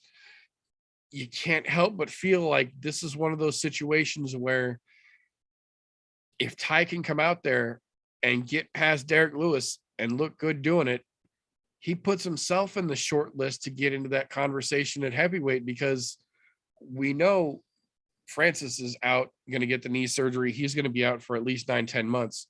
You can almost guarantee at this point they're going to do an interim title sometime this year because of that. Excuse me. Stipe's obviously thrown his hat in the ring for that. Jones is muddled a little bit, but he still hasn't even had a fucking fight at heavyweight, so I'm completely disregarding John Jones at this point until he shows me a contract signed. But with Derek Lewis being number 3, if Tai Tuivasa comes out here and looks damn good, beating the shit out of Derek Lewis and shoeys on the fucking corner rail in Houston, in Derek Lewis's town, man, it's going to be real hard not to start talking about either Tai Tuivasa versus Cyril or Tai Tuivasa versus Stipe for that interim title if they're going to do it again this year. I think he's got the potential to do it. If Tai can come out and be smart Derek Lewis fights with his feelings, and it's very obvious, and he can get lured into doing stupid shit. It happens almost every goddamn fight. If Ty can be smart about this, I think he's got what it takes to potentially get past Derek Lewis. But if he gets sloppy or if he gets cocky at any point in that goddamn fight, Derek Lewis will make him pay with his consciousness. 100% guaranteed, no ifs, ands, or buts, no doubt about it. Derek Lewis will make you pay with your consciousness. I don't know who's going to win it. I really don't. I feel like it's so fucking close. You're almost doing an injustice by saying either one can take it. But I think it's going to be a damn good co-main event, despite the fact Derek Lewis is back in Houston again. You know what the greatest thing about this is somebody is fucking going to sleep during this fight. Guaranteed fucking sure. Which one? I don't fucking know, because Tai Tuivasa has really tightened up his game. Yes, like if you've noticed over like his last 4 fights or so, his game has gotten a lot tighter. So he's understood that I can't just go in there and fucking swing for the fences right away. He's been good about fucking picking and choosing his spots. Well, he said it unembedded. He said it unembedded. I do this now so I can provide for my family, not just because I like fighting. I do it to provide for my family so that my child has a better life. If daddy has to get punched in the face so that the kid can have a great life, daddy's going to get punched in the face. But that doesn't mean I like it. And that doesn't mean I need to take a lot of punches in the face. That just means that's what I do. Well, I mean, the dude's got his mind in the right spot. And so he's training hard now. Yep. Derek Lewis, well, it's just fucking Derek Lewis. He can put anybody out at a fucking snap of a finger and catches anybody the correct way. So, I mean, there is that. But Tai Tuivasa makes this jump, and especially if he fucking levels Derek Lewis in Houston, dude, you gotta put him at that fucking either interim title shot or figure out some way to get him a title in shot. There. Yeah. Because the dude's fucking earned it. He's on what, a 4 or 5 fight win streak? And his last fight he came in on, to be quite honest, I did not think he was going to win. I didn't either. But he came in and easily handled that fight. Slapped him. That's a fucking scary proposition, watching the way that he's progressing. And he's progressing very quickly. Like, was it his Brent Okamoto interview, I think, that he did, where he said, I was literally learning on the job doing on the fly. Yeah. Yeah. He's like, this was just how I liked to fight. I knocked people out. Dana White apparently saw me knock somebody out and said, I want to see him knock somebody out. So he was literally learning on the fly. So right now, this dude is in that sponge stage still, where everything is just getting absorbed and he's learning quickly, which is a scary proposition for heavyweight category. Yeah, it is. So, but either way it goes, it's going to be fucking excellent. I highly doubt it goes to rounds. If it does, I'll shit a chicken. Although, you know what? Derek did make a good point during the embedded series. He says, you never know what's going to happen when that cage door closes. I might turn into a wrestler. I think he was giving something away, because what we've noticed with Ty is if he gets on his back, he's fucked. The fucking turtle. I noticed that as well. I think he tipped his hand. But Derek Lewis is also one of those power guys where he just fuck it and shoves people off. No, I mean, he may have tipped his hand a little bit in that embedded series, but I'm just saying it's a possibility. But to know that both of those guys would rather bang, I think we have a good chance to see him do a banger. Yeah, I agree. I think we're going to see a stand-up fucking war. But I think if that stand-up war starts going sour for Derek Lewis, he's going to grab Tai Tuivasa's ass and try to suplex him and get that fight to the ground and wet blanket the fuck out of him while he catches his breath. But that's also assuming that it gets to that point. And this is one of those crazy fights that it might not get there. It might be 37 seconds in the first round. They walk to the center, they start swinging, and it's over. There's every bit as much a possibility of that happening as this going 15 minutes of just an insane fucking war between big dudes. This could be a classic walrus slapping fucking bitch fight for 15 minutes. This could be a 30-second fucking knockdown, drag out, told you so. What Either I'm kind way- of hoping is I'm hoping we get somewhere in the middle, like just into the second round, middle of the second Right. round somewhere, and A then little bit of a somebody. fight, not quite a quick knockout. Yeah. Yeah, that's what I'm hoping for. But to be honest, I won't be disappointed in any of the outcomes. As long as we don't get another fucking Lewis and Ngannou. Yeah, as long as okay that with doesn't however it happen, we're goes. good. But I don't think Tai Tuivasa would let that fucking happen. Look, I will say it now. Those boys coming out of Australia, they are built differently than the fucking guys in the US. They are willing to say, fuck it, let's just do it. And this is nothing against Derek Lewis, because I know Derek Lewis is one of those guys, but Right. we've also seen what happens when he gets gun shy against somebody else who's a knockout artist. So, And at home as well. So yeah.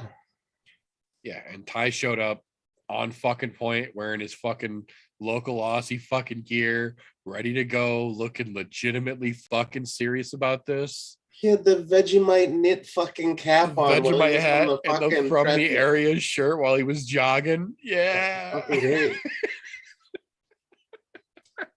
Yeah, that and then the fucking the 130-pound guy that's on the prelims. I forget what his fucking name is now. 1 second here.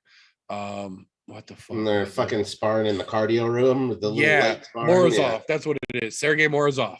When fucking Ty's down there on the treadmill and he's like, you want to go? The little fucking 35-pound dude's like, hey, come on, let's fuck around a little. And he goes to shoot in on Ty.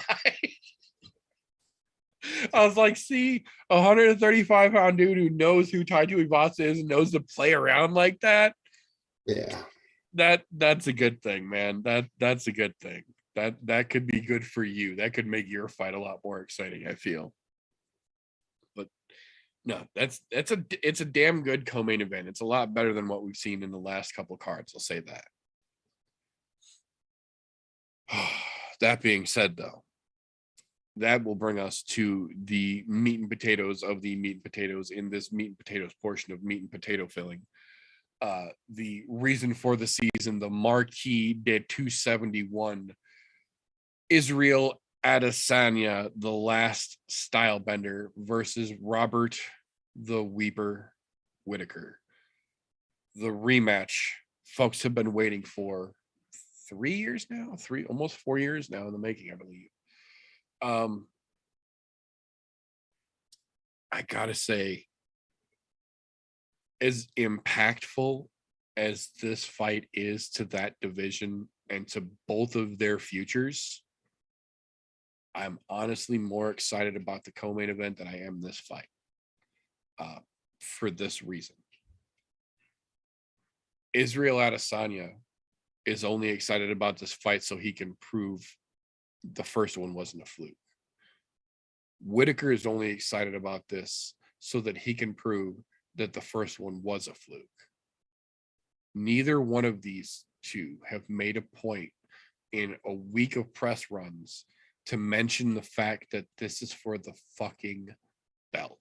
Whittaker specifically said that this isn't a title fight to him. It's just another fight, just like his last 4 have been. Izzy said, this isn't a title defense. This is confirming what happened when I got the belt. Neither one of them are looking at this as a genuine title fight. This is something else for both of them. And it feels like they're both just distracted enough to not be 100% focused. And I gotta sneeze. You know, and I think that's where I see it a little bit differently, with them both looking at it in that not as being a title fight scenario. I think they're both overly hyper focused because they're seeing it as something outside of what it is, because they're only focused on strictly what's in front of them, that other person. Israel wants to say, look, Whittaker, I did you in once. I'm going to do you in again. Whittaker wants to say, hey, man, even a blind squirrel finds a nut once in a while. and wants to prove it the other way around. I think that whole thought of them, neither one of them really thinking about the belt about this, isn't so much of them not really focusing in on it. I think it's that matter of them being hyper focused on the fight itself. So they could look the other way around too, but the way I'm seeing it is they're both hyper focused on it. And now, take away what you will from the embedded series, because look, every fighter deals with fight weight differently. They don't tend to show Israel Adesanya doing any relaxation during the embedded series on this so far. Whereas if you notice, every time they go and they talk to Whitaker, he's playing video games with his dad, trying to keep his mind from wandering at the fight, and just keep that cool, level-headed. Because look, at the end of the day, they're fighting on fucking Saturday. They know that. So they're doing two totally different ways to go about it, or at least that's what embedded is showing. And I say what they're showing because look, embedded knows exactly what they're doing. That series is fucking great because it shows you a lot, but it doesn't show you everything that's going on. So what you're seeing out of the Adesanya camp is he's just train, keep fucking sharpening, but they're not showing exactly what he's doing on the fucking relaxation end of things. Because you do have to relax. You can't train 24/7, especially not during fight week. At that point, your training should be done. It should be just the little minor adjustments, muscle memory, cutting the final little bit of weight, those types of things. But you have to find some things to do during your downtime when you're not in media or signing fucking posters and things like that. Whitaker's just happens to be video games. So it makes him look like he's really not paying attention to this fight, which I don't think that's the case at all. I think it's just his way of escaping and keeping a level head.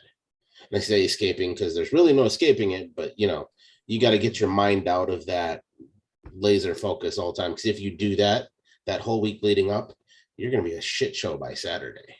Right. Well, go ahead. Think of it this way. When you're a kid, if you ever had a kid come up to you, playground, 3:00, what'd you do all day? You thought about that. And by the time you got to that fucking playground at 3:00, you're fucked because you thought about it all day. Yeah. You got to have something else to adjust your focus on. But I really think both of those guys, I think they're laser focused on each other. I don't think they're looking past anything or not focusing on it. I just think they're seeing it in a different light than what everybody else in the world is seeing it as. We see it as a great title fight. Right. With a lot of potential. We've seen Whitaker has made some leaps and bounds as far as adjustments he's made, but so has Adesanya. So we got a hell of a toss up here. And I say a hell of a toss up because, to be quite honest, I like Izzy, but Izzy even said it in the fucking embedded series. Polish Power showed you how to beat Israel Adesanya. He laid the blueprint. And that's not, don't get me wrong, that was also at light heavyweight, an extra 20 pounds up, but still the blueprint is there for what can be done. So there is options available. Now, is Robert Whitaker going to follow that? Probably not. But it's out there. And Israel Adesanya knows, oh, fuck. That part of my game was not tight enough, which is why I lost all Polish Power. And albeit Jan no longer has the belt, but it did show that potential of where Israel is lacking, and there are holes in his game to be found. You just have to find them. Right. So, it puts a weird toss up into my mind of seeing which way the fight's going to go. I still think it could go either way at this point, even though they have Israel as a slight favorite. And I say slight favorite because I think the last time I checked the Vegas odds, he's like a minus 250 or something like that. Yeah, right. As of right now, it's minus 280 for Izzy, plus 225 for Whitaker. And to be honest, that's damn near a coin flip when it comes to Vegas odds. That's pretty fucking close. Yeah. But I don't look at the Vegas odds though. I'm also looking at the fighters as a whole. And Whitaker's on what, a 4 or 5 fight win streak now? Four streak. Yeah, yep. Before getting into this, so there is that. So it's going to be interesting one way or another. I think the most interesting thing for me out of the whole lead up to this fight was the ceremonial face-offs, I say with air quotes, that they did today at the press conference. Because for the first time, when Izzy and Whitaker faced off, there was no shit talking, there was no dancing, there was no flashing. There was one man walked up, another man walked up, they stared each other in the fucking eyes, and then Whitaker reached out his fucking hand and shook Izzy's hand and then stood there on the stage next to him. There was no showboating. There was no fucking verbal exchange. There was no fucking darts from the eyes. There was two men who were going in there Saturday one way or another, and they fucking squared off. And then Whitaker had the thought of mind to actually shake Izzy's hand, which he did not fucking do last time. I think this has the potential to be a damn good fight, but I don't know that either one of their styles has changed to such a degree that it's going to give us a different outcome. I don't necessarily think it's going to be the same combination in the same round at the same point, but I still think overall, despite the fact that both of them have evolved, I don't think either one of them have evolved to such a degree that we're going to get a drastically different outcome than we saw the first time. I still think Izzy takes it. I still feel he's going to get either a kick or a fucking just strike knockout. I don't think it's going all the way to the judges. But like you said, Whitaker is on a four fight. Yeah, words are hard live. 4-fight streak right now. He's making a legitimate run since he fought Izzy. So there is every possibility that Whitaker could just be on a sleeper run right now, waiting to get that chance to get his shot back at Izzy for what he thought he saw the first time, and he could mix the whole thing up. But that's the fun thing about watching MMA, is that as much as we watch and as much as we might be able to guess, there's no telling for sure. The only way to find out exactly how a crazy puzzle like this plays out is to tune in Saturday night to UFC 271, Adesanya versus Whitaker 2. Exactly. That, boys and girls, is all we've got for this particular episode. So I do want to thank all of you, whether you are catching this live with us here on YouTube, you're catching this on a replay, or you're getting this on your all audio replay over through anchor.fm. We appreciate you just the same. All of the links for all of the goodies, all of the show's social medias, all of our lovely panelists' rotationary social medias are all now down in the description, as well as the link to our Discord server where you can catch the news that just doesn't make it into the show. You can ask viewer questions. We will answer live. And as Dylan found out last week, I will talk shit with you live during fights over on Discord if you feel like joining. We also have a new Reddit, I'm No Joe, so feel free to drop by over there and drop some shit. If you are not, for some reason, make sure you subscribe to the I'm No Joe show on all of our platforms. YouTube here, you can subscribe and make sure the notification bell is hit so you don't miss any of our live shows. All of the other platforms have some form of subscription. We appreciate you for tuning in with us.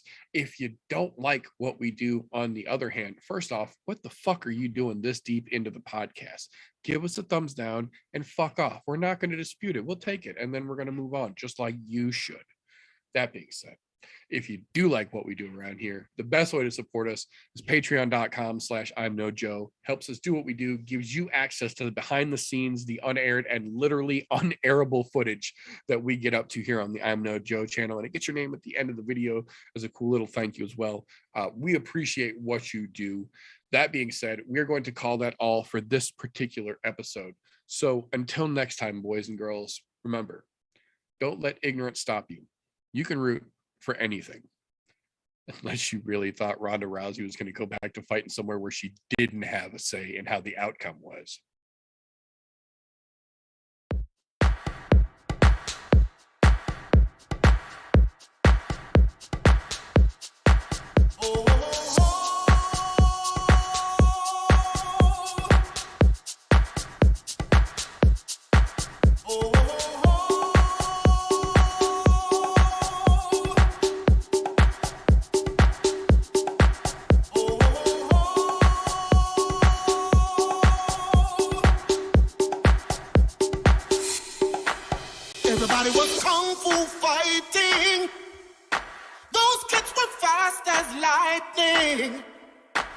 In fact, it was a little bit frightening. How do I say goodbye to what